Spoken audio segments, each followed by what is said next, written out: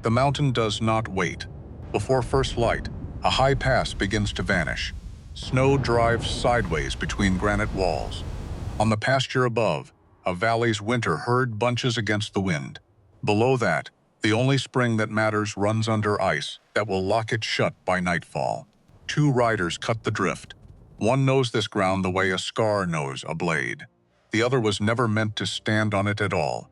A horse hits hidden ice, goes down hard. A man disappears to the chest. For one breath, the wind sounds exactly like the night no doctor came through. Then she drops to her knees in the white, bandaged forearm. Hands built for weight, not apology. She heaves the animal off him. He finds his feet. The trail is still dying. The cattle are still above them. Left fork, she shouts into the scream of it. They do not stop. The mountain did not forgive. Ezra Coleman had learned that the first winter after Sarah, and every winter since, had only confirmed it. He was 38 years old. He looked, most days, like a man who had been carved out of the same granite that held up his cabin shoulders, too broad for the doorway, hands too rough for anything gentle, a beard he trimmed with a hunting knife because there was no one left to tell him it needed trimming at all. He lived 4,000 feet above the nearest town, on a shelf of land the locals called Cutter's Ridge, though nobody remembered anymore who Cutter had been. Maybe nobody ever had. Below him, Colorado Territory sprawled out in blue distances. Above him, nothing but rock and sky, and the kind of silence that gets inside a man's chest and stays there. He trapped in the winter. He ran a few dozen head of cattle in the summer, grazing them on land that had good water that mattered more than anyone in town wanted to admit. He fixed his own fences. He shod his own horse. He had built the cabin himself in the spring of 1855, 2 years before he married Sarah, and he had built it to last, because that was the kind of man he was. Methodical, careful, the kind of man who checked a thing twice before he trusted it, which made it strange, considering everything. That trust was the one thing he could no longer manage. The morning this story really begins, Ezra was up before the sun. He always was. He split wood in the cold dark because the cold dark didn't care whether a man was ready for it. He fed the horse. He checked the trap line along the creek, and the creek was running low for August, and that worried him some, but not enough to stop what he was doing, which was nothing, which was everything, which was the same thing he did every day since 1860, since Sarah. He didn't let himself think her name most mornings. He let the work do the thinking for him. Split the wood, feed the horse, check the line, come back, eat something, work the fence. Watch the light change on the far ridge the way it always changed, gold sliding down the granite like something poured, and then it would be evening, and he would sit on the porch step, with his cough going cold in his hand, and he would not think about the fact that there was no one in the cabin behind him, because if he thought about that, the whole day would come apart in his hands. 5 years, 5 winters, 5 years of eating standing up at the same counter where he used to eat sitting across from her, because sitting down alone at that table felt like something he hadn't yet earned the right to survive. He was not a man who complained. He had told himself this so many times it had become a kind of scripture. He was not a man who complained. He was not a man who broke. He was a man who worked, and the work was supposed to be enough. Until it wasn't. The thing about the mountain pass, the one that ran down through Widow's Notch toward town, was that it looked, most of the year, like any other pass. Rock walls, a thin ribbon of trail, pine trees leaning into the wind at angles that told you which direction the storms usually came from. But Ezra could not look at it. Not directly. Not without his jaw going tight, his hands finding something to do with themselves. Because that was where Sarah had died. Not in the pass exactly. In the cabin, in their bed. With a fever that had started as nothing, a cough, a little heat in her cheeks, and become, over 4 terrible days, something that would not break. And he had saddled the horse on the 3rd night, in a snow that was already 3 feet deep and climbing, and he had tried. God knew he had tried. He had gotten as far as the first switchback before the horse went down to its chest in a drift, and could not go further. And Ezra had stood there in the dark with the wind screaming past his ears, screaming louder than he was screaming. And he had understood, standing there, that the mountain had made its decision. It would not let him pass. It would not let the doctor from town come up. It would keep them both, the mountain would, sealed inside that storm together. And there was nothing in Ezra Coleman's considerable strength that could argue with 3 feet of snow and a wall of granite on either side. He rode back. He does not remember riding back. He remembers only that he was in the cabin again, and Sarah's hand was very cold in his, and it stayed cold after that, all the way until spring. He buried her himself, dug through snow and half-frozen dirt on a slope east of the cabin, because that was where she used to like to sit in the summer evenings, and he told himself that mattered, that she would have wanted the view, even though he understood, somewhere underneath the telling, that a dead woman doesn't want anything at all, that the wanting was his, that the grave and the slope and the care he took with the marker he carved, all of it was for him, not her, because she was past needing, and he was not past giving, which was, he supposed, the whole trouble with being alive after somebody else stops being alive with you. Reuben Stagg came up the mountain on a Tuesday in late August, which was already the wrong kind of surprise, because Stagg did not climb 4,000 feet for pleasant conversation. He came on a fine horse, wearing a coat too heavy for the season, because Reuben Stagg liked people to notice the coat. He found Ezra at the fence line, resetting a post that had come loose in the last hard rain. Coleman. Stagg said it like a man announcing a fact, rather than greeting a person. Ezra did not look up. Stagg, that water of yours is still running. Last I checked. Funny thing. Stagg swung down off the horse, unhurried, the way rich men dismount when they want you to know they're not in a hurry, because hurrying is for people who need something. Funny thing how a man can sit on the best spring water in this whole valley and use it for nothing but 40 head of cattle and a vegetable patch. It waters what I need it to water. It could water a great deal more. Not mine to give more of. Stagg smiled. It was not a warm smile. It was the smile of a man who had learned, a long time ago, that smiling costs nothing and sometimes opens doors that a scowl keeps shut. Everything's for sale, Coleman.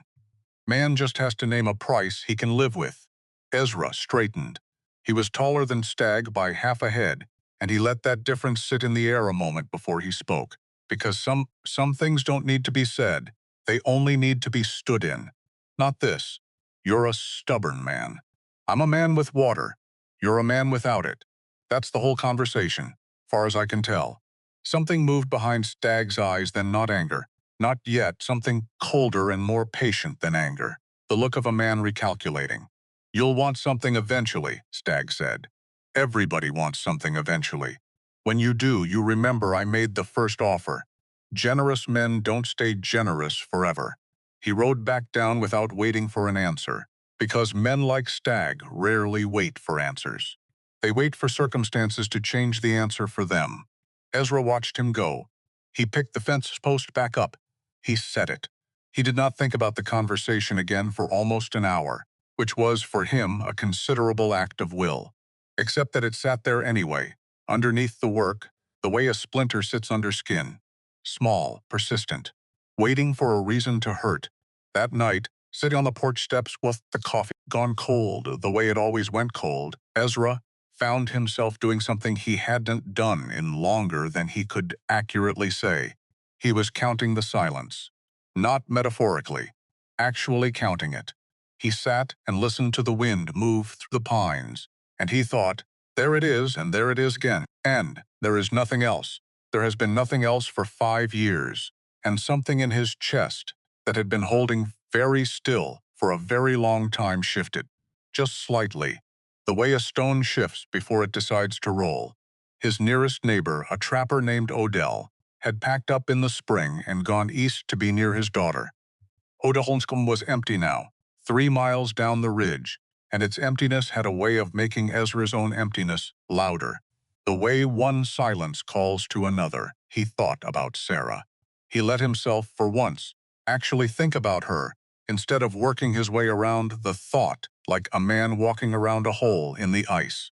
He thought about her laugh, which had been too big for her small frame, the kind of laugh that startled birds out of trees. He thought about the way she used to hum while she worked the bread dough, off-key, cheerfully off-key, like the tune itself was a minor inconvenience she decided to forgive. He thought, I have been alone longer than I was ever with her. The thought landed harder than he expected. He sat very still after it landed, the way a man sits still after he's been struck somewhere he didn't know could still be struck. Because 5 years is a long time to eat standing up.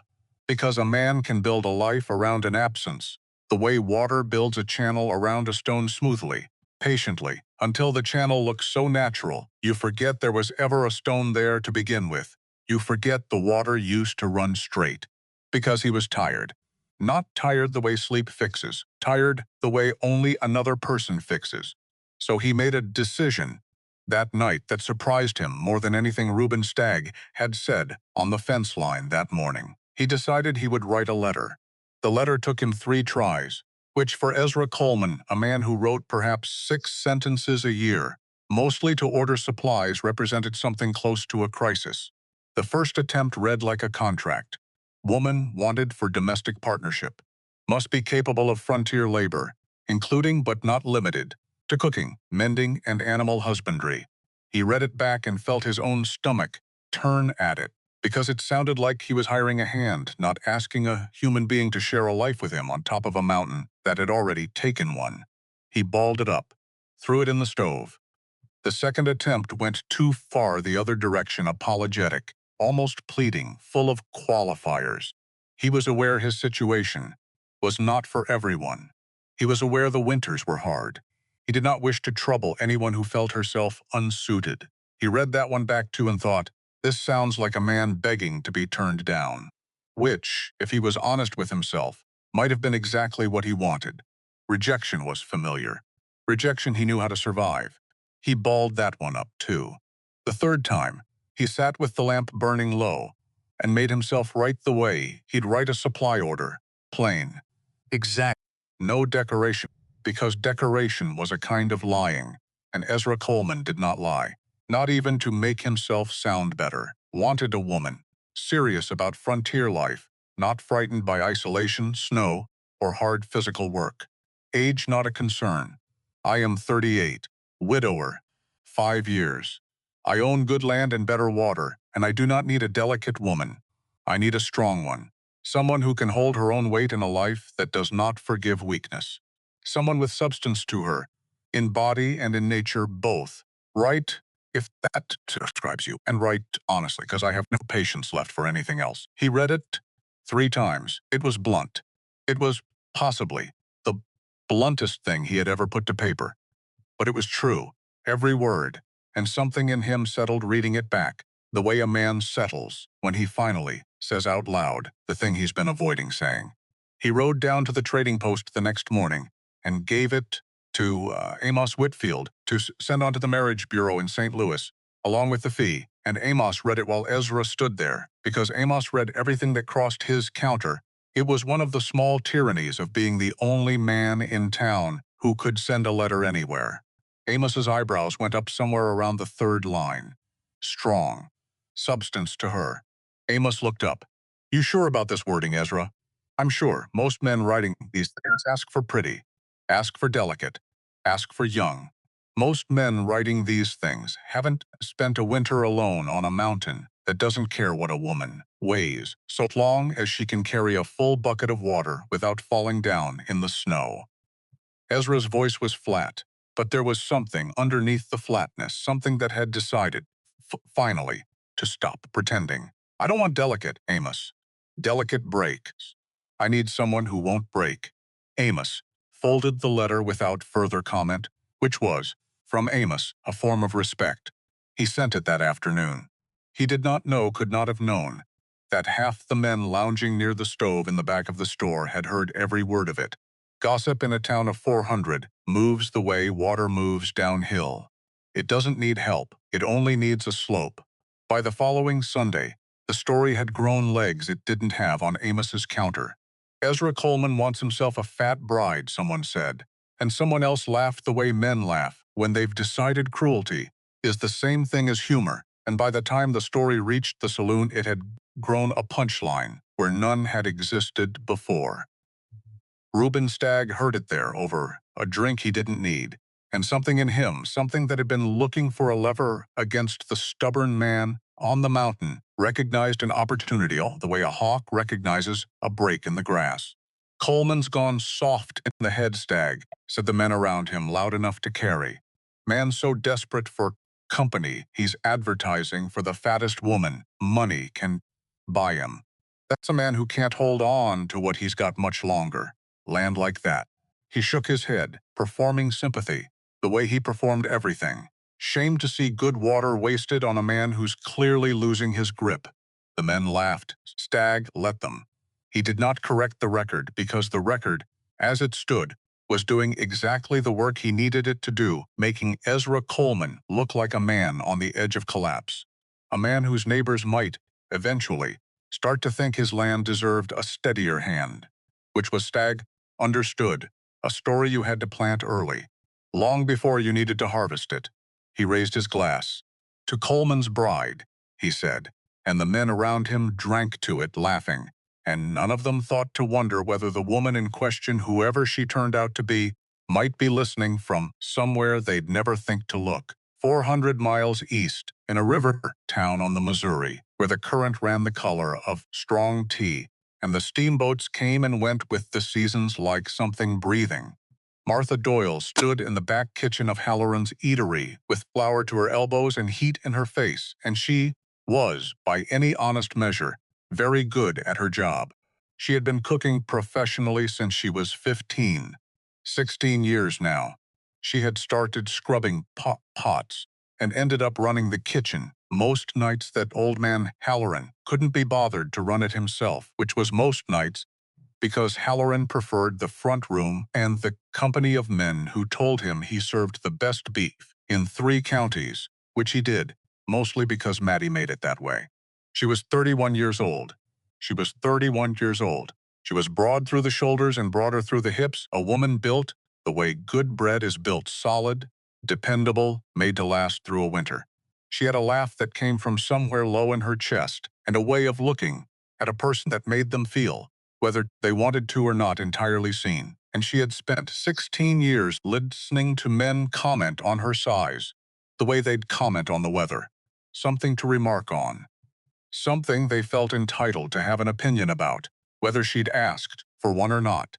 She'd stopped letting it land, mostly, because there was still, some nights, walking home past the mercantile window, a moment where she caught her own reflection and heard, underneath her own thoughts, some traveling salesman's voice from years back, a big girl like you ought to be grateful, and he looks twice, and felt the old heat rise in her face that had nothing to do with the kitchen stove. She was grateful for nothing. She had decided that a long time ago. She was capable, and she was proud of the capable, and if the world wanted to keep confusing size with weakness, that was the world's mistake to keep making, not hers to keep correcting. Still, 16 years is a long time to be looked at and not seen. It was her friend Delia, who waited tables at Halloran's and had opinions about everything, who found the notice. Mattie, come here. Look at this. Mattie wiped her hands on her apron and came to the doorway, and Delia had the territorial paper folded open to the back pages, where the marriage notices ran in small, tight print between advertisements for patent medicine and boot polish. What am I looking at? That one. Third from the top. Mattie read it. She read it once, quickly, the way you read something, you expect to be like all the others. And then, because something in it snagged, she read it again, slower. Wanted a woman, serious about frontier life, not frightened by isolation, snow, or hard physical work. I need a strong one. Someone who can hold her own weight in a life that does not forgive weakness. Someone with substance to her, in body and in nature both. She read it a third time. Well, Delia said, watching her face, that's a first. What do you mean? I mean, every one of these fool notices wants young and slight and pretty as a picture frame. This one's asking for exactly what half the men in this town spend their evenings making fun of you for having. Delia tapped the paper. Man wants strong, Maddie. Man wants substance. That's not an insult dressed up nice. That's a man who's actually thought about what a mountain winter requires and decided he wants a woman built for it instead of one who will shatter in the first hard frost. Maddie did not answer right away, because something had happened in her chest reading those words that she did not have a ready name for. Not romance, exactly. Not yet. Something plainer than that. Something closer to being addressed correctly, for the first time, in longer than she could remember spoken to, as a whole capable person, instead of an apology that needed managing. She thought about the 16 years. She thought about the kitchen she ran better than the man who owned it. She thought about the fact that she was 31, and that the road ahead of her, if nothing changed, ran perfectly straight and perfectly flat, all the way to the horizon, more years of the same stove, the same comments, the same careful management of other people's opinions, about a body that had never once failed her, not once. Not through 16 years of double shifts and heavy pots and standing 12 hours on aching feet, which was, she realized, not a life. It was a holding pattern dressed up as one. "Give me a pen," she said. She wrote the letter that same night at the small table in the room above the eatery, by lamplight, in handwriting that was neat, because 16 years of copying recipe cards had made it neat. She did not flatter him. She did not perform delicacy she didn't have, or pretend an eagerness she wasn't yet certain of. She wrote the way she cooked, with attention, and without apology. "My name is Martha Doyle. Everyone calls me Maddie. I am 31 years old, and I have cooked professionally since I was 15, which means I know what it is to work a full day on my feet and still have something left over at the end of it. I am not delicate and have never wanted to be. I read your notice twice because most men writing these things ask for something I am not, and yours asked plainly for something I already am. I would like to know more about the life you are offering, and I would like you to know, before you write back, exactly who is asking." She sealed it before she could talk herself into softening a single line. The reply came 11 days later, which Maddie would learn much later. In a kitchen that was not this one, meant Ezra had written back that same evening, before the ink of her own letter had properly dried in his mind. His handwriting was blunt and square, a working man's hand, but the words themselves surprised her with their care. "Miss Doyle, I appreciate a letter that doesn't waste my time or yours pretending to be something other than what it is. I'll do the same courtesy. I am 38. I have run this land alone since 1860, when I lost my wife, and I will tell you plainly that the winters here are long and the isolation is real, and I would not ask any woman to come here without understanding both of those things first. What I can offer is good land, better water, a cabin built to survive weather that is tried more than once, to prove it wasn't built well enough, and a man who says what he means because he has found, over 5 years of mostly silence, that he has lost the patience for anything else. Tell me about the work you do. Tell me what winters are like where you are, in specific terms, not general ones. I want to know if you understand cold the way I understand it, or only the way people who've never truly needed to worry about it understand it." She smiled reading that last line. Nobody had ever asked her to prove she understood weather before. It struck her as a strange thing to find charming. It struck her as charming anyway. The letters that followed built the way good dough builds slow, with patience, each one folding into the last until something with real structure began to take shape. She told him about the kitchen, about learning to read a whole dinner service, the way a general reads a battlefield, about the burn scars on her forearms she'd stopped being embarrassed by around her 20th year, about winters on the river where the cold came up, wet off the water, and got into your bones, in a different way than mountain cold, she imagined, though she admitted she didn't know mountain cold firsthand, and would need him to tell her honestly what she was signing up for. He told her, honestly. Snow that came in October and didn't fully leave until May some years. A past that sealed itself shut for weeks at a stretch. A cabin that held heat well enough, if the wood was stacked right, and he always stacked it right because a man learns fast what happens when he doesn't. In the third letter, she asked him a question that made him sit at his own kitchen table for a long while before he answered it. "Was it hard?" she asked. "Losing your wife up there?" "I don't ask to pry. I ask because I think, if I come, I would rather understand the shape of the grief already living in that cabin than discover its edges by accident, in the dark, some ordinary evening." He almost didn't answer it. He drafted 3 different responses and burned 2 of them, which was becoming something of a pattern with him and difficult letters. But in the 4th letter he told her, "I could not get her over the pass in time. The snow came early that year and came hard, and I tried, and the mountain would not let me through. I have spent 5 years understanding, in a way I did not want to understand, that some things cannot be outrun or outstrengthed or fixed by trying harder. I buried her on a slope east of the cabin because she liked the view there in summer evenings. I go up sometimes and sit with her, though I could not tell you what I say when I do, because mostly I don't say anything at all. I am telling you this because you asked plainly and deserved a plain answer, and because I think if you come, you should know that some part of me still stands at the bottom of that pass some nights, in my mind, trying again." Maddie read that letter twice through, and then a third time sitting very still at her small table with the lamp burning down low.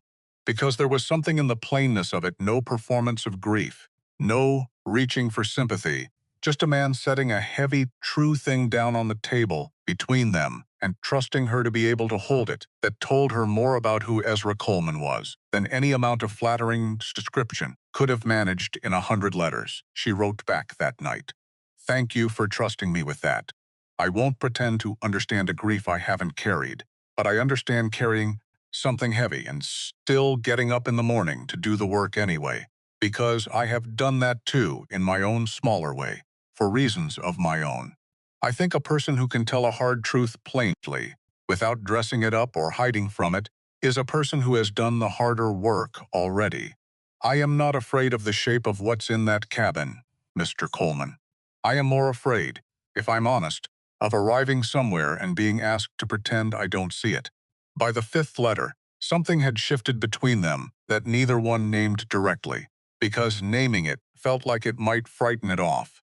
He told her, almost by accident, about the east slope in autumn, the way the light came down through the aspens around 5 in the afternoon and turned the whole hillside the color of a lit lamp, gold and moving like the mountain itself was breathing out after a long day's work. He hadn't meant to write it. He read it back before sealing the letter and felt a strange exposure at having done so, the way a man feels exposed the first time he says something true out loud that he'd only ever let himself think before. He sent it anyway. She mentioned it in her reply. Said she found herself thinking about that hillside, more than a woman who had never seen it had any right to. Said she wondered what it would be like to watch a season change, somewhere with real seasons in it, instead of the flat gray sameness of a river town, where autumn arrived and left without ever quite announcing itself. "I would like to see that hillside for myself someday," she wrote. "If someday turns out to mean what I think it might mean." He read that line more than once. The 6th letter contained the fare for a stagecoach. The line ran from her river town west along the established road, connecting eventually to the freight route that climbed toward the territory, a journey of some days that would end, for its final stretch at the trading post at the bottom of Cutter's Ridge, where Amos Whitfield would send word up the mountain that she'd arrived. She confirmed she would depart on the 14th of the month, weather permitting, and would send word from each stop along the way so he would know exactly where she stood on the road toward him. She signed it the way she always signed things. Martha Doyle. No flourish, no additional sentiment. And Ezra had come to understand, over 6 letters, that this was her particular kind of sentiment, the plain statement, left to stand on its own weight, unadorned because it did not need adornment to be true. He put the letter in the small tin box where he'd kept all 6, in order, and he went to bed that night in a cabin that felt, for the first time in 5 years, like it was holding its breath in anticipation of something, instead of merely holding silence. He did not know yet that the mountain, the same mountain that had taken Sarah, was not finished asking things of him. Reuben Stagg heard about the coming bride, the way he heard about everything, which was to say quickly, and through channels that owed him small favors. He did not laugh this time. He had learned over the preceding weeks that Coleman's letters were not the joke the town wanted them to be, that something in them, glimpsed secondhand through Amos's occasional careless comment, sounded less like desperation and more like a man building something, and a man building something was a man less likely to sell.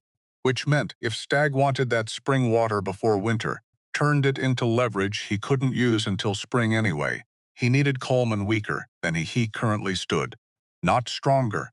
He filed the thought away, the way he filed away most useful things, and went back to waiting. Because Reuben Stagg had learned a long time ago that most men's defenses did not need to be broken down directly. They only needed the right kind of weather. The 14th came and went, and Ezra rode down to the trading post that morning with a kind of restlessness he did not have a name for, and did not much care to examine, because examining it felt dangerously close to hoping, and hope was a thing he'd learned, the hard way, to handle carefully. Amos had no word yet. The stage would take some days on the road. Patience, Amos told him. Patience, and Ezra rode back up the mountain, with the word patience sitting in his chest like a stone he'd have to carry a while longer before he could set it down. He busied himself. He cleaned the cabin in a way that embarrassed him slightly, sweeping corners that hadn't needed sweeping in years, moving Sarah's old sewing basket from the kitchen table to a shelf, not put away, exactly, just moved, a small, careful gesture toward making room for someone else without erasing anyone at all. He waited 3 more days like that, working, watching the road below the ridge for dust that never came from the direction he wanted it to come from. And on the 6th day, Amos Whitfield rode up the mountain himself, which he never did, which was itself the first wrong note in an otherwise ordinary morning. And Ezra came out onto the porch to meet him with the particular dread of a man who has learned, once already in his life, exactly what an unexpected visitor riding up that trail usually means. Amos did not get down off his horse right away. That was the second wrong note. Ezra. Amos. Got word down at the post office this morning. Wire came through from the Territorial Telegraph Office. Relayed up from the stage line's Eastern Depot. Ezra's hands had gone very still at his sides. He did not ask. He had learned, in 1860, that some interpoms must be unasked as long as possible, because the asking is the last moment before the answer becomes real. And a man can live an entire lifetime, if he's careful, inside that one suspended moment. Amos got down off the horse. He held out a folded paper, and his face a face Ezra had known for 6 years, a face that had never once looked at him the way it was. Looking at him now told Ezra everything the paper hadn't said yet. There was an accident. Stage overturned 2 days out from the last relay station. Bad grade, bad weather, driver lost control on the switchback. Amos's voice had gone careful, the way a man's voice goes careful when he is handling something he knows might break in his hands. Passenger list came through with the wire. A woman named Doyle was among those who didn't survive it. The word survive hung in the mountain air for what felt to Ezra like an unreasonably long time, because he had heard the name Doyle, and something in him had already started falling before the rest of the sentence finished arriving, the way a man falls before he's even fully understood that his foot has found no ground beneath it, which meant the next several seconds did not happen to him in any order he could later reconstruct. He took the paper. He unfolded it. He read the single-typed line the telegraph clerk had transcribed word for word off the stage company's manifest. And he read it once, and then, because the first reading had not managed to make itself real, he read it again. Deeply regret to inform. Passenger M. Doyle among fatalities in overturn near Widow's Notch Crossing. Remains being handled by stage line. Further particulars to follow. Widow's Notch. Not even a different mountain. Not even a different mercy. Ezra Coleman stood on his own porch, in the clean, cold light of an ordinary morning, and felt the entire architecture of the last 6 weeks, the letters, the tin box, the moved sewing basket, the restless waiting, the hillside he'd told her about, the someday she'd written back to him collapse inward, all at once, the way a structure collapses, when the single load-bearing piece finally quietly gives way. He did not say anything. Amos told him later that he hadn't expected him to. He walked into the cabin. He opened the tin box. He took out the 6 letters, in order, and he sat at the kitchen table, where he had not sat since 1860, and he read every single one of them again, start to finish, in the particular silence of a man learning, for the second time in his life, exactly what that mountain was capable of taking from him. Outside, the light moved down the east hillside the way it always moved, gold and unhurried, indifferent to whatever was happening inside the cabin below it. He did not go up to sit with Sarah that evening. He could not yet have said why. Perhaps because there was nothing left in him to say to her. Perhaps because some part of him, the part that had spent 5 years learning silence as a discipline, understood, without wanting to, that he had just been handed a second grave to carry, and the mountain had not even had the decency to let him bury this one himself. He folded the telegraph notice into quarters.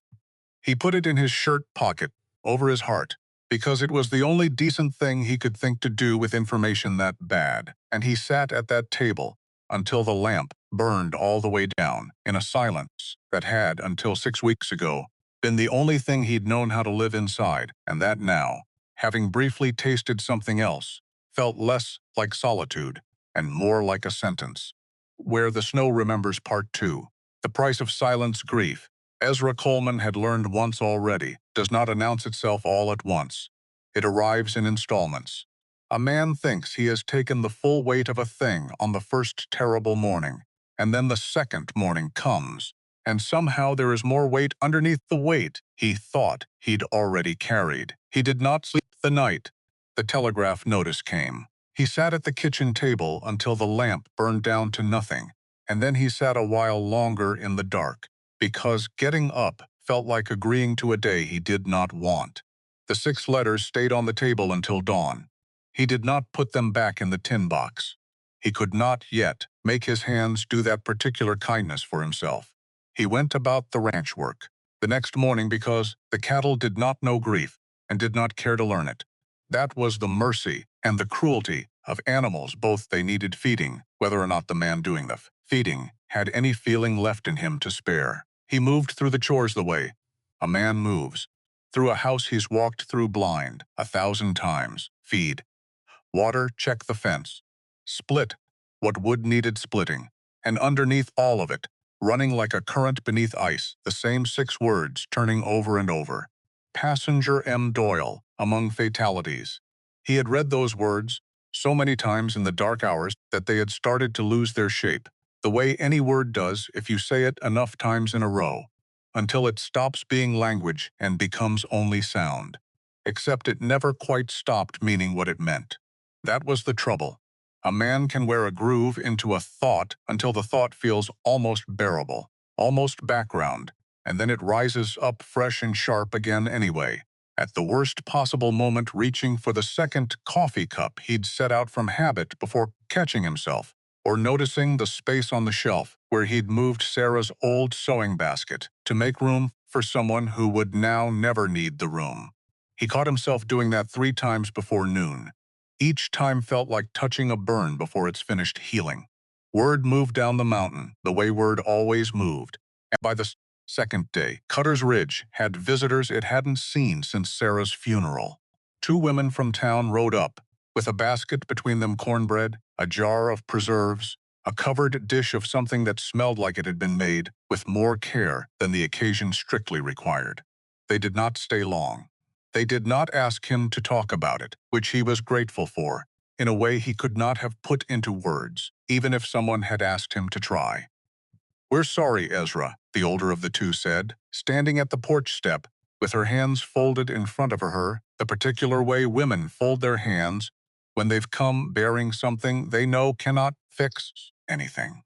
"Truly sorry. Appreciate you coming up. You'll eat something. It wasn't a question. He understood that. He nodded, because nodding required less of him than speaking did, and the women left the basket and rode back down. And Ezra stood on the porch a long while after the sound of their horses had faded into the trees. The town, he thought, had gotten good at this. Too good, maybe. They had learned exactly how much sympathy a man like him could stand to receive. Before it curdled into something that felt like pity, and they gave him precisely that amount, and not 1 ounce more, which was, he supposed, its own kind of love, the quiet, careful kind, the kind that doesn't ask you to perform your grief for an audience, only to know that the audience is there, at a respectful distance, in case you ever decide you need it closer. He ate a little of the cornbread. He did not eat any of the rest.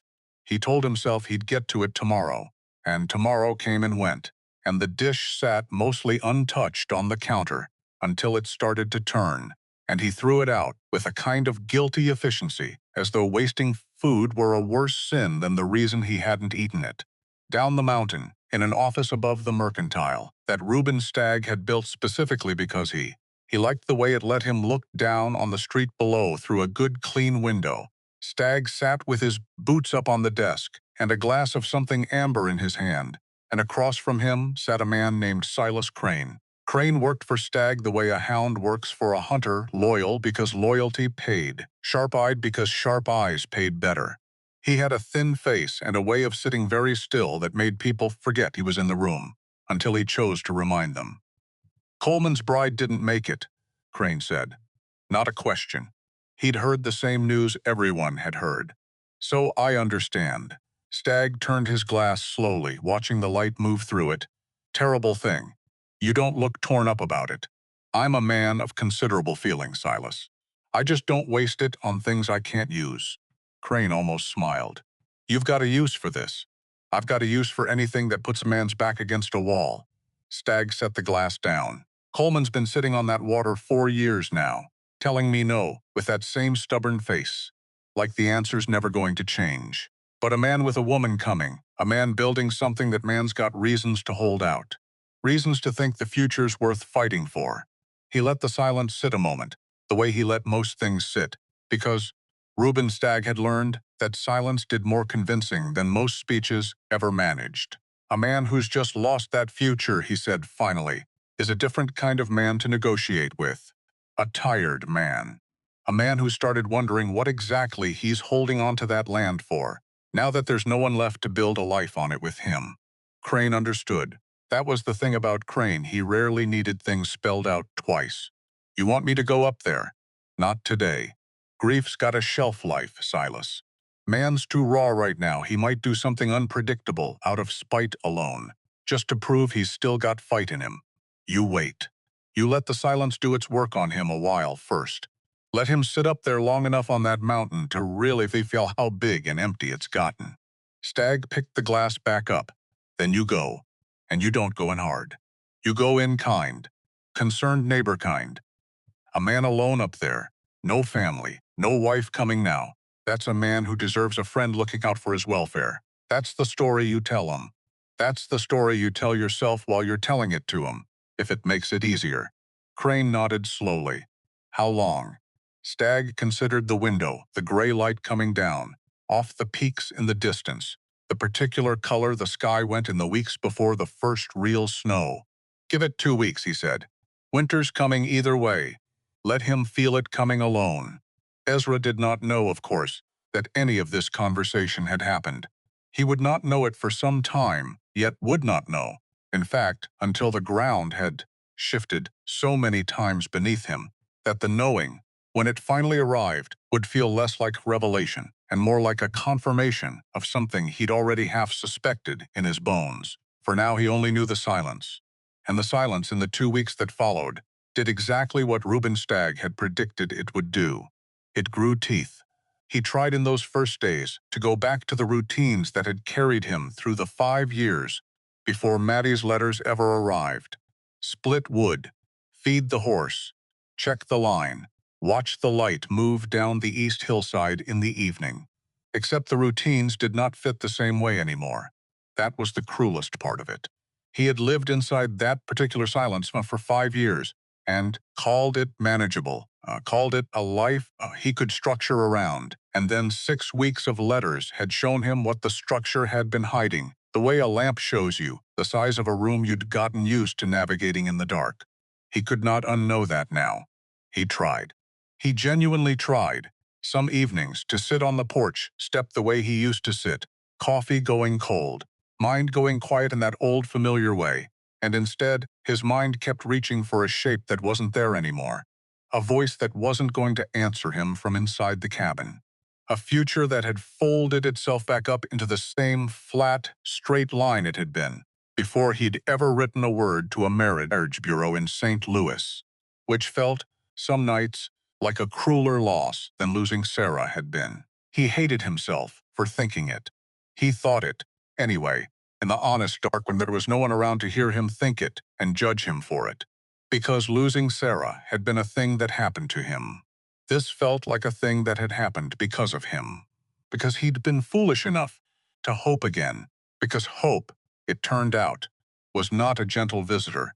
It came in, made itself comfortable, rearranged the furniture of a man's whole interior life, and then, if it left, it took half the room's walls down with it on its way out.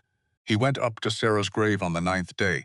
He had avoided it deliberately in the days right after the notice, telling himself he had nothing worth saying. But on the 9th day, something in him needed the walk more than it needed an excuse for the walk. The slope was gold with the last of the autumn light, exactly the way he'd described it in the letter. He still could not quite believe he'd written the letter about the hillside. The letter that had made a woman 400 miles away say she wanted to see it for herself someday. He stood at the marker a long while. He opened his mouth once, then again, and found both times that nothing in him had shaped itself into words yet.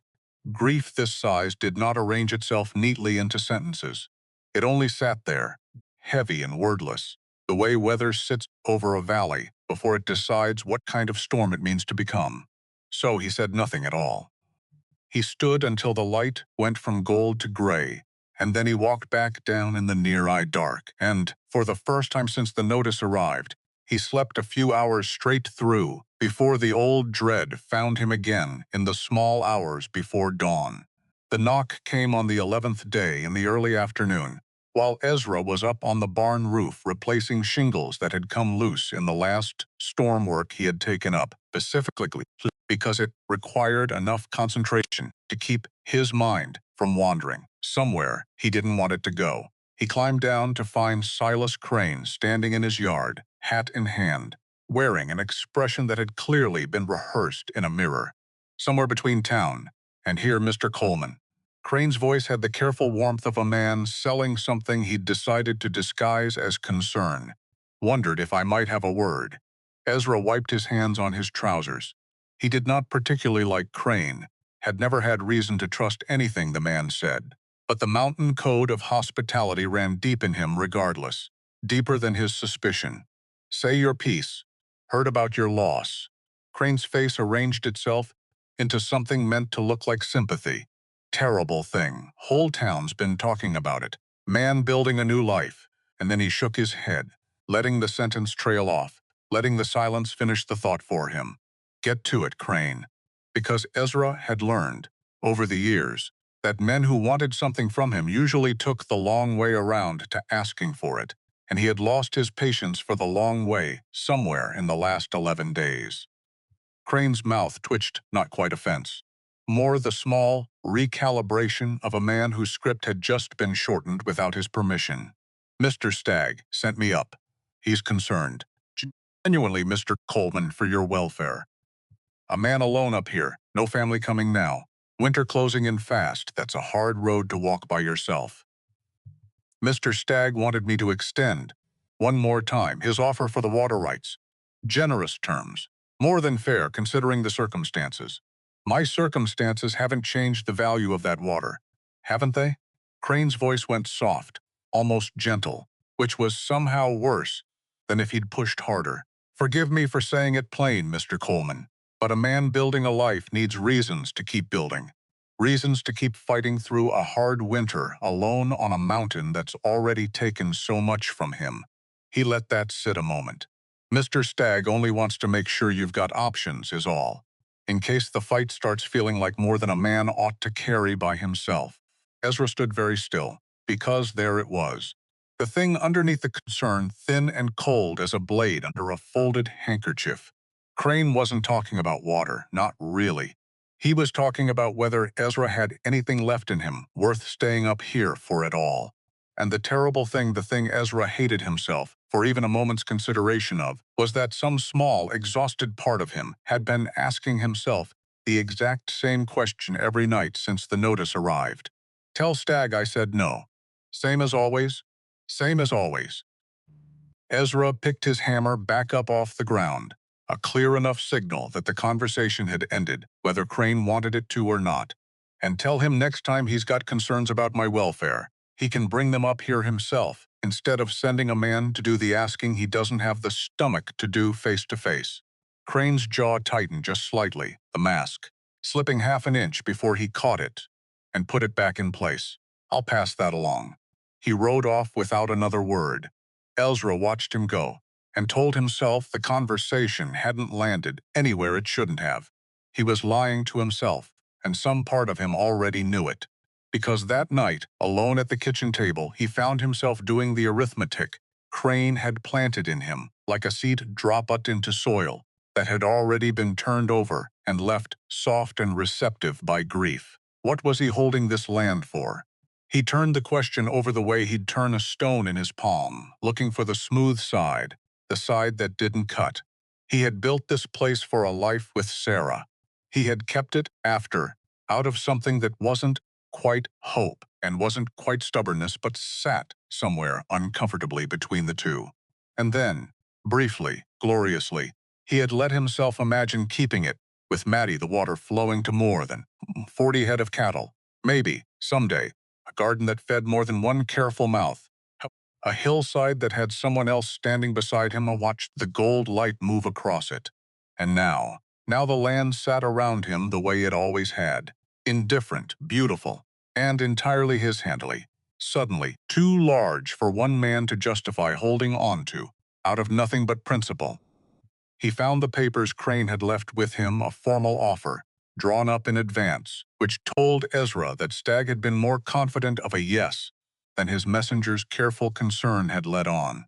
Terms for a long-term lease on the spring and the creek frontage, generous as promised.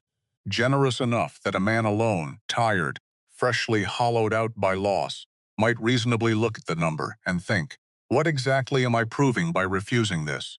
Who exactly am I proving it to? He sat with the pen in his hand longer than he would ever admit to anyone, later that he had, because signing it would not undo anything. He understood that. It would not bring Sarah back, would not bring Maddie back, would not fill the particular silence that had moved back into the cabin the moment that telegraph notice arrived. But it would mean something had finally, mercifully, ended. It would mean he could stop fighting a fight he had started, if he was honest with himself, mostly for reasons that no longer existed to fight for. He got as far as writing his own name at the top of the page, in that same square, blunt hand he'd used to write the marriage notice that had started all of this, and then he stopped. Because something in him, some stubborn, unkillable thing that had survived a mountain pass sealed shut by snow and a telegraph notice sealed shut by grief, refused to let the pen finish the job. He set it down. He sat there a long while in the lamplight, breathing hard, as though he'd just narrowly avoided a fall from somewhere high. Until finally, near midnight, he folded the unsigned papers and put them in the drawer where he kept things he wasn't ready to decide about yet. And he went to bed without deciding anything at all, which felt, that night, like the bravest thing he had managed to do in 11 days. Amos Whitfield came up the mountain 3 days later, uninvited, the way a good friend sometimes has to be uninvited in order to say the thing that needs saying. He found Ezra at the fence line always, the fence line, Ezra thought later, as though the fence line were the one place on the whole property, honest enough to keep drawing him back to it. "Heard Crane paid you a visit," Amos said, without preamble, because Amos had never been a man for preambles. News moves fast. News moves the way it always moves in a town this size. Fast, and usually about half true. Amos leaned against the fence post, arms crossed, studying Ezra, with the particular scrutiny of a man who had known him a long time, and did not much like what he was currently seeing. "You thinking about signing that paper, Ezra?" Ezra didn't answer right away, which was, itself, an answer. "I thought about it," he admitted finally. "Got as far as writing my name at the top of it. And then I stopped." Amos exhaled something that was half relief, half exasperation. "Good. Because I'll tell you plain, that offer's not concern, whatever pretty words Crane wrapped it in. Stag's been circling that water 4 years. You go soft on him now, in your worst week, and it's not generosity he's showing you. It's opportunity he's taking. I know that, Amos. Do you? Because a man doesn't get within a signature of giving up the one thing he's held firm on for 4 straight years unless some part of him's already halfway convinced there's nothing left worth holding firm for." That landed harder than Amos probably meant it to. Ezra looked away, out over the pasture, jaw working.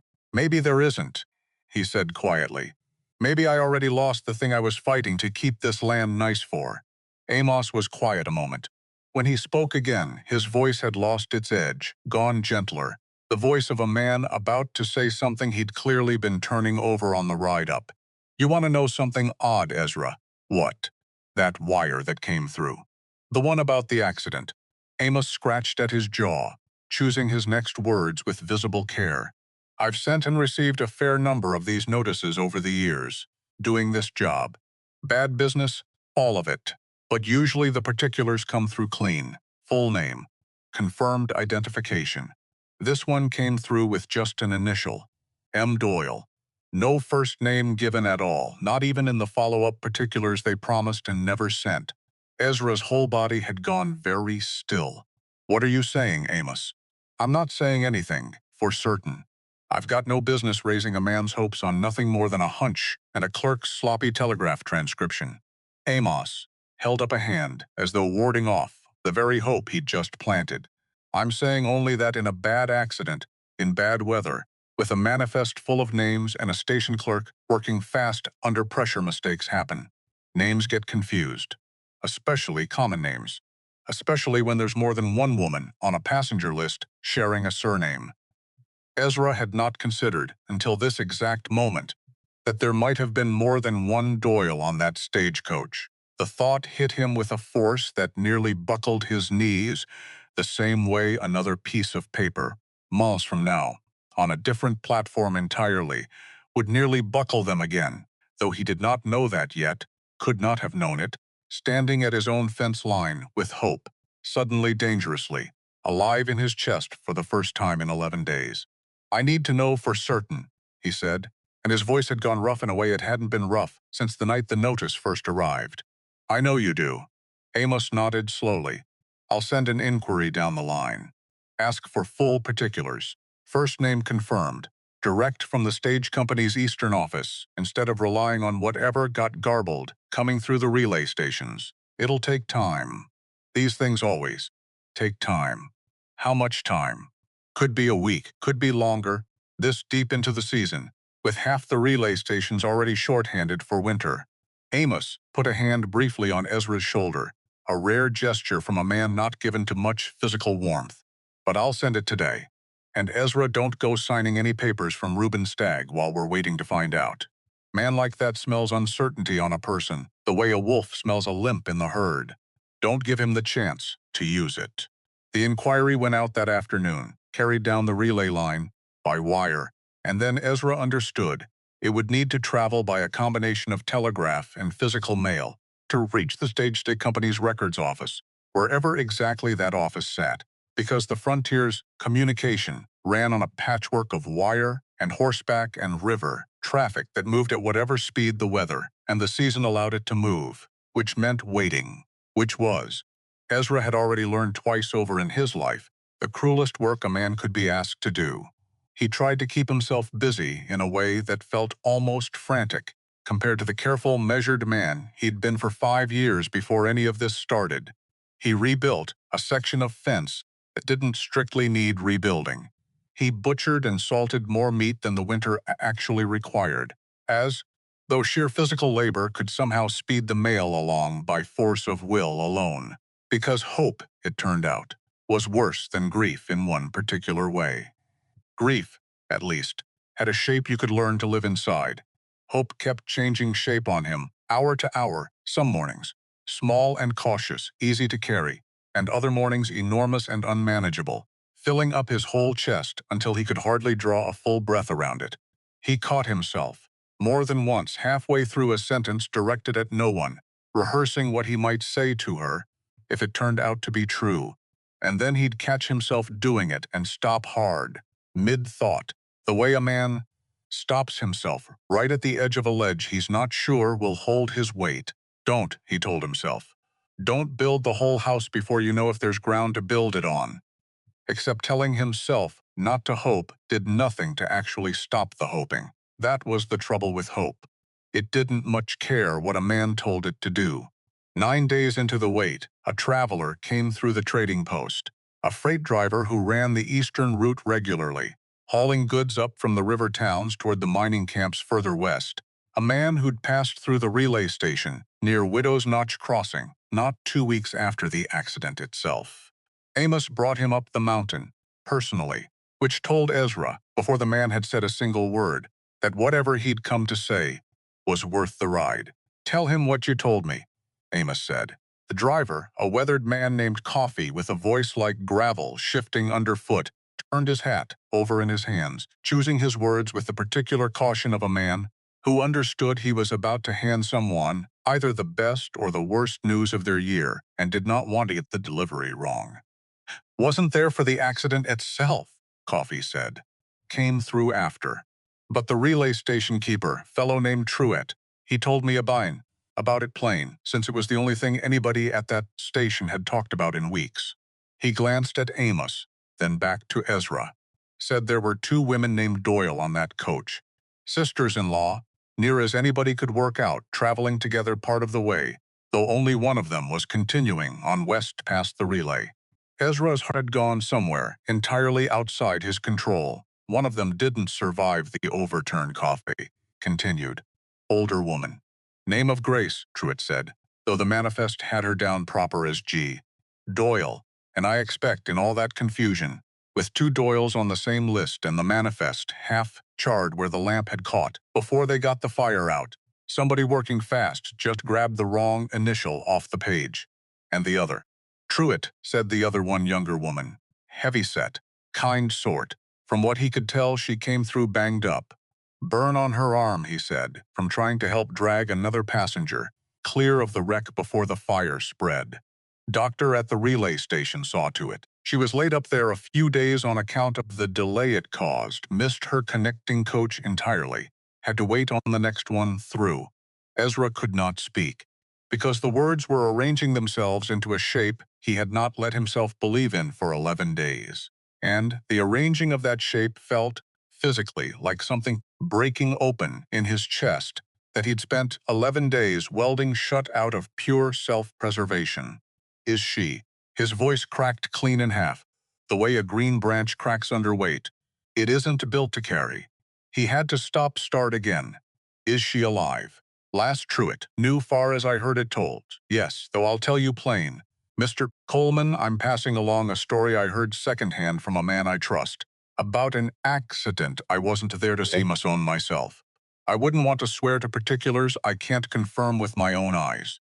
Amos put a steadying hand on Ezra's shoulder, because Ezra had gone unsteady enough on his feet that the stitch seemed, for a moment, genuinely necessary. It matches, Amos said quietly. The initial.